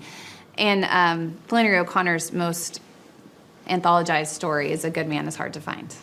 And the misfit gives that either or we've been talking about. You either believe that Jesus Christ died on the cross for your sins and he rose again. And if you believe that, there is nothing for you to do but to follow him. If you don't, and he did not do that, then there's nothing for you to do but kill people and burn down their houses, right? There's nothing but pleasure and meanness. And at the end of that story, he actually kills the grandmother who lived her entire life not recognizing that choice between those two things. She wanted to live a happy life where this world was all there was, and Jesus was a compartmentalized part of that existence of happiness. And then she dies at the end. And everyone who reads that story is like, she dies at the end. It's a horrible, sad story. There's a dead body at the end of the story. Well, no. Who actually matters in this story? The reader, the person who's an actual being. The fiction is meant to hold that gun vicariously to the reader's head and give you a chance to answer that question and then walk away and live differently from that story. The grandmother didn't actually exist. She's fictional. She's a parable. Yeah. How are you going to live after you hear the parable? Are you still going to be hard of ear and blind, or did you see something in that story and you want to live differently? And she dies with a smile on her face, looking up to heaven. Like and she's in the ditch. So, I mean, she's gone down to a very dark, low place, but then she's looking up to heaven, because in that reaching out to the misfit, you're one of my own children. Grace has broken through. Something has happened to her. And in a way, like Flannery probably say, oh, she was ready at that point. Yeah, she got right. it. And so she's shot to death, but she's smiling and looking up to heaven. And then isn't it the misfit at the end cleans his glasses off? Like the misfit has also come to see something. Mm-hmm. And it's his friend comes back from having killed the whole family and said, oh, some fun. And he goes, no, there's no pleasure in life. And you think, what a downer. But no, but he's refusing that option he had laid out. Mm-hmm. If Jesus is not who he says he is, the only thing left is taking pleasure in meanness. And the misfit at the end says, no, there's no pleasure in that. So what did he see? I mean, I always sense the grandmother is looking up to heaven. She was ready. She saw something. And the misfit, having cleaned his glasses, sees something too. Now, she's never going to say, oh, they're both great. Yeah, they both got it all figured out. Mm-hmm. But there's a glimmer, seems to me, of grace in both of them, But she can look so long and hard at the darkness because she gets the light, And grace is just stubborn. Mm-hmm. God's grace is stubborn. It will not let us go. And the misfit, what an awful figure. It's murderer. But yet grace is operative. Grace is trying to break through. And he cleans the glasses. He can see something. Well, and even the cleaning of the glasses, right? Why is he cleaning the glasses? Well, either he's crying because he had a revelation, right? Or someone who just reached out and said, you're one of my children. Mm-hmm. Someone who claimed him and offered belonging to him, that person's blood is on his glasses. So now there's a literal cleaning by the blood in that moment for that man from someone who has offered to see him as her child. There's something beautiful that happens in O'Connor's story where you can read every single word, and it is packed, like you said, storied with meaning in a way that we don't look at our current world that way. We don't see all the stories of meaning that are around us, and O'Connor does that for us. I'd encourage everybody to listen to that wonderful audio we have of Flannery O'Connor reading that story. And I would challenge anyone then to read the story afterwards without hearing her voice. Once you heard it, she's not a trained interpretive reader, but boy, was she a good reader of that story. And her lovely accent. And that accent that is like right out of the backwoods, but she reads, very well. Again, not in a showy, dramatic way, but with real interpretive skill.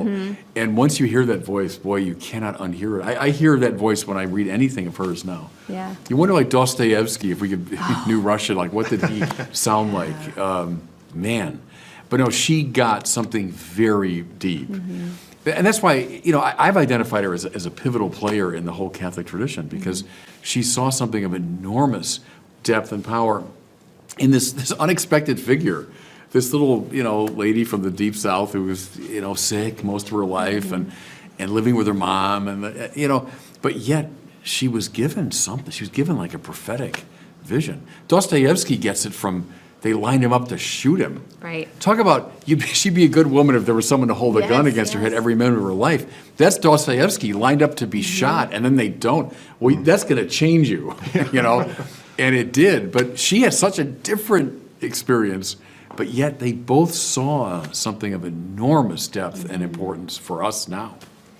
One of the things I'm hearing as well is talking about literary formation, and what that can do is that it breaks away from the autonomous and shows you the theonomous self, that your story's not over, right? It allows for mercy. It allows for recognizing that people can change, and that the drama continues. You know, Bishop Barron, you bring up von Balthasar, a lot of the theodrama. We're all participating in this, and what literature, especially good literature like Dostoevsky and O'Connor, can provide is a way in which we vicariously live that out and see it in our own lives.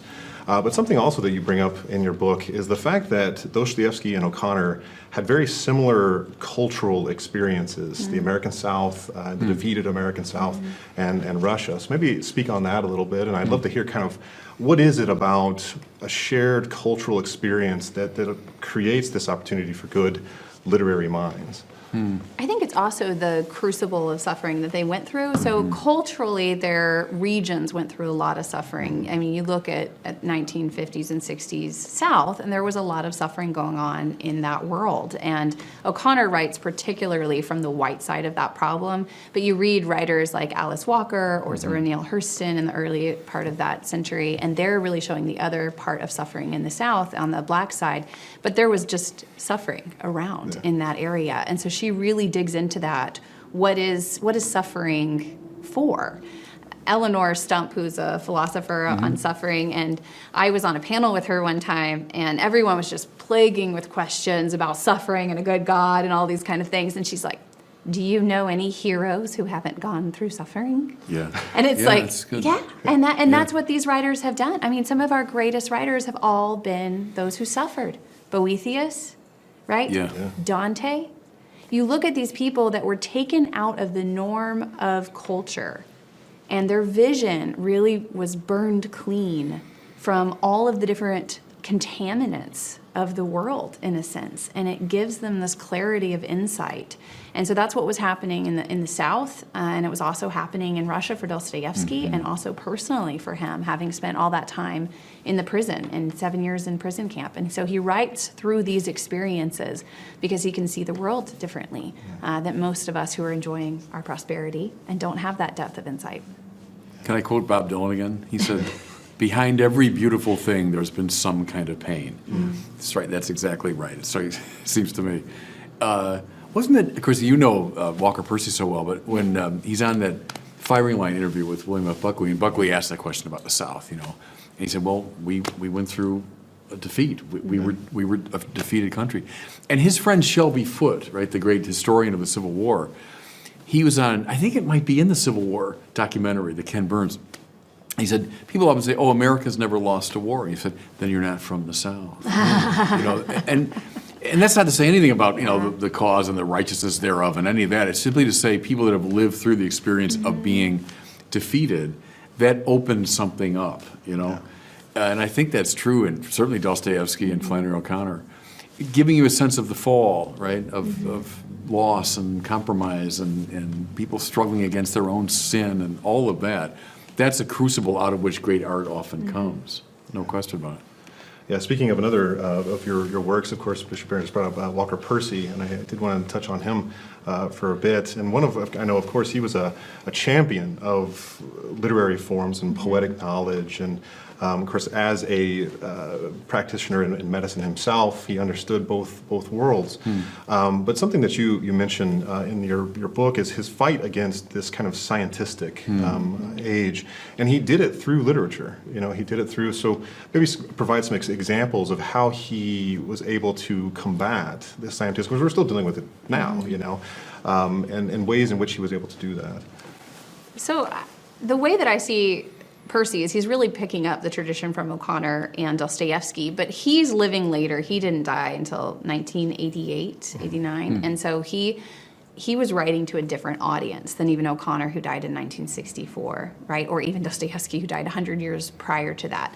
So he takes the things that he's learned from their example, questions about what are we here for, bringing to the reader this life or death sense. So for him, he talks about in terms of ex-suicide. His father and his grandfather both committed suicide. So the question about whether you live or die was on the table for him. He did have, in a sense, a gun being pointed at his head. And so what I've seen is that he inherits this wisdom from them, and then he turns it into a different way of talking to his reader. Most of his readers, unlike O'Connor's, they were not talking about prosperity. They were talking about self-help. They were dealing with drug abuse and substance abuse. A lot of his readers were looking for meaning. I mean, we're moving into postmodernism. They're starting to lose their sense of grounding in the world. And so he's writing about these same things that are eternal and enduring questions, but with a new form. And so his characters are lost males. They're kind of like the prefigurement of David Foster Wallace characters. And they're wandering around being like, what am I here for? What am I doing? And how do I get through Wednesday afternoon, right, at 2:00? And this is the question that all of his characters ask. Now, as far as science, he was studying science, had to get quarantined because he caught tuberculosis. And what saved his life was being in quarantine reading novels. Stories gave him that purpose that he's trying to get his characters to find, not science.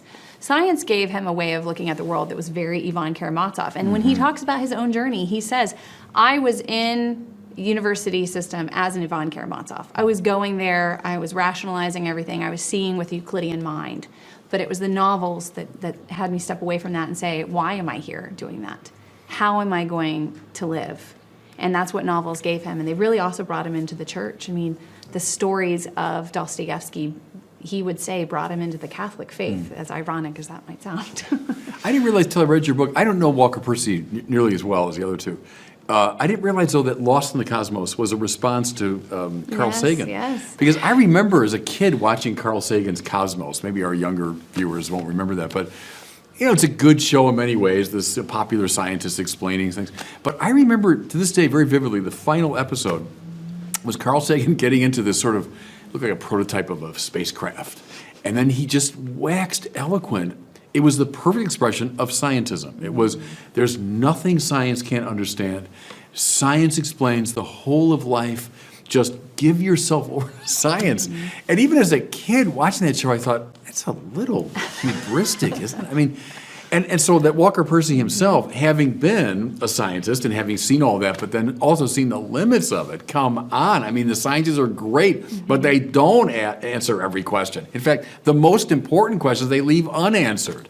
But man, has Carl Sagan and his avatars been successful evangelists? I can tell you that. Because every day, you know, on social media, young people that, oh, science, it's not scientific, so it's not true, it's not real. So that's massively important, I think, if people can get that from Walker Percy. He's good, isn't he? Again, I don't know him as well as the other ones, but at showing the kind of the boredom. You know, even, I remember when I read The Moviegoer, there's something boring about the novel, which in a way is not the point, you know, that his life is like, oh my God, what a life. I mean, how dull. But in a way, that's the point, isn't it? That he's realizing that. You know, so that's a bit like Flannery O'Connor. It's something very dark and very negative, but it's going to open you to something. It's a breakthrough of grace. Grace trying to get in, you know.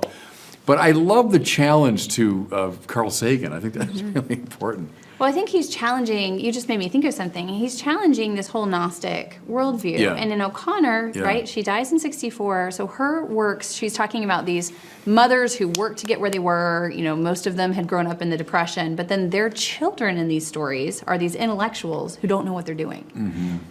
Percy is writing only a couple decades later, and all of those intellectuals are now his main characters. They don't know what they're doing. I mean, he calls it the malaise, but it's just this sense of restlessness and a lack of identity. And what science has caused a problem when it becomes scientism is that it has divided the human being into either a body or a soul, and really not even a soul, a body or a mind, right? It's the Cartesian split. The soul has no place. He saw that, didn't he? The influence of Descartes, right? That was his big thing, is Cartesian dualism. Yeah. And so we're either bodies that need to be fixed by diet and exercise, and again, science, fixing all of our body problems, chemical imbalances, or we're minds, and we just need to be fixed by the right education, the right way of thinking, Enlightenment philosophy, and if we can just fix one of those things, we'll be healed. And he's like, well, there's this third thing. He always talks about the tertium quid. There's the third thing that might be where the boredom and restlessness is coming from. It might be the Augustinian, our hearts are restless until they rest in thee. There might be a soul there, and he puts that on the table. If you're not fixed by all these science solutions to your bodily problems, and you're not fixed by all these mental problems, ways of overcoming the hiccups in your mind, maybe there's a third part of you. And he'd get to what's in the great pre-modern tradition, let's say Aquinas, who would say the soul is in the body, but not as contained by it, but as containing it. And see, Descartes is the unraveling of that. Something fell apart. When the classical people could say, yeah, soul and body, because the soul, as it were, contains the body, that gives you a whole different approach to anthropology. When you see the soul as kind of something like Descartes, it's inside, the ghost in the machine, that's a whole different anthropology. And we see it today in the, well, my body doesn't really matter. I'll just decide what my body is going to be. I'll decide what kind of person I am. I'll decide the purpose of my life, or even the shape of my own body. Well, I mean, that's a Cartesian conceit, you know? But if the soul encapsulates the body, so to speak, the soul is greater than the body, it includes it, it animates it, that's a different anthropology and a whole different approach to life. So the discovery of soul as opposed to a Cartesian ghost in the machine, that's key to spiritual health, you know? Right. Well, and Lost in the Cosmos is the last self-help book you'll ever need. Yeah, right. Because what you discover in the book, that he is never explicit. Percy was much more indirect than someone like O'Connor, who's kind of just going to hit you with it, right? Yeah. Because, again, his audience demanded he be more indirect. So the last self-help book, by the end of it, you get to realize, oh, I can't help myself. So I thought I could fix my problems with the right diet, exercise, or the right medicines for my body. I thought I could fix my problems with the right education. But if the soul thing is here and it's broken, what do? Can I ask for help? And so the whole book leads you to this answer that says, like, can you help me at the very end of that book, right? So you have to actually reach out, and God has to help Grace. you help the soul. And grace is the Grace. missing thing that he never explicitly says. It's Yeah. right there the whole time. Because he wrestled with depression a lot, didn't he? Yes, yeah. Walker Percy, and would be concerned about things like self-help. I mean, how do I solve this problem? And this side of the eschaton, we're not going to solve it. That's I think a key insight. A lot of young people, no, I got problems, but I can solve them if I just do. You know, at the physical level, at the psychological level, and part of a Christian's intuition is like, no, you're not going to solve it this side of the eschaton. You won't.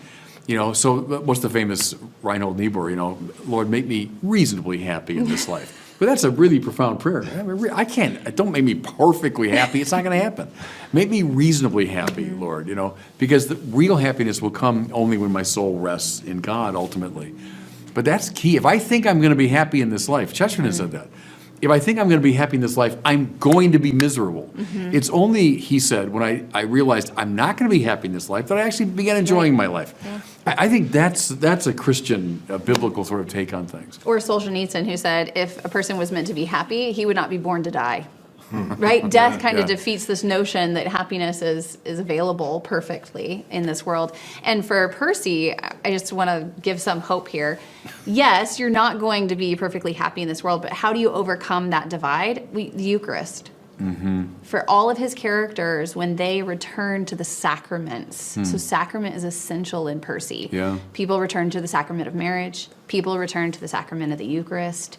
And when they return to that sense that the body and soul is connected intimately this way, and you can experience that way on earth, then you're receiving grace, and that reception of grace is the key. That's good. That's helpful, because Aquinas, when he discusses the sacraments, why is there both matter and form? You know, and his answer is because we're not angels, because we have both matter and form.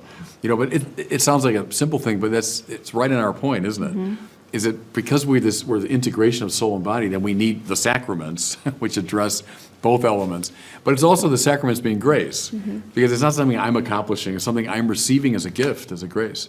That's good. That's helpful, the sacramental dimension. And you find it in Flannery, certainly, you know, the Eucharist and so on is very strong. Dostoevsky, of course, is a Russian Orthodox. Interesting. I don't know. Well, and he's got the incarnational aesthetic, though. I mean, really, he's definitely wanting you to embody things. I will say, we've been talking about liberal learning, too. So with Percy, if you see yourself a certain way, you're either a ghost in a machine, or you're just a brain, or the way he'd put it is you're angels, you're this abstract entity. Without the body, you're going to teach differently.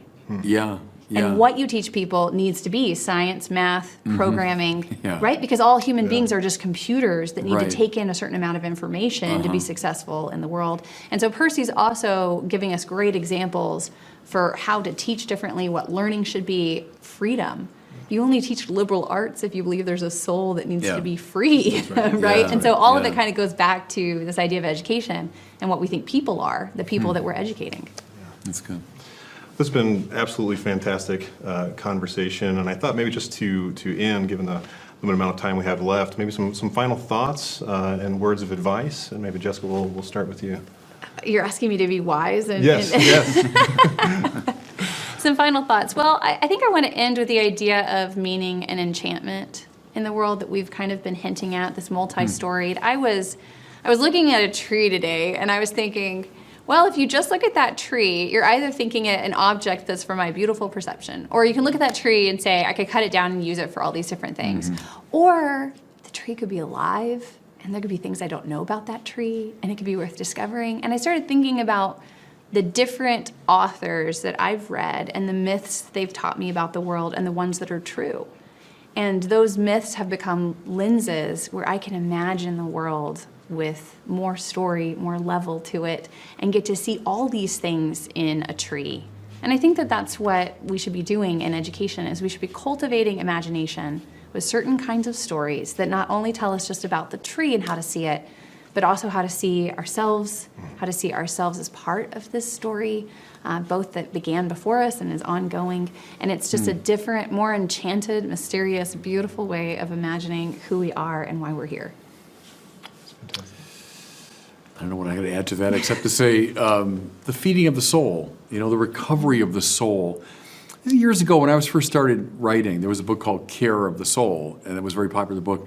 But that's an old idea, cura animarum, and that's where curate comes from, or cure, so what a priest's job was, care for the soul. And I used to teach my students that, we have doctors of all sorts of things, doctors of the body and of the mind and so on, specialized doctors of different parts of the body. But who's doctoring the soul? And soul, not in this Cartesian reductionistic understanding, but soul as Aquinas understood it.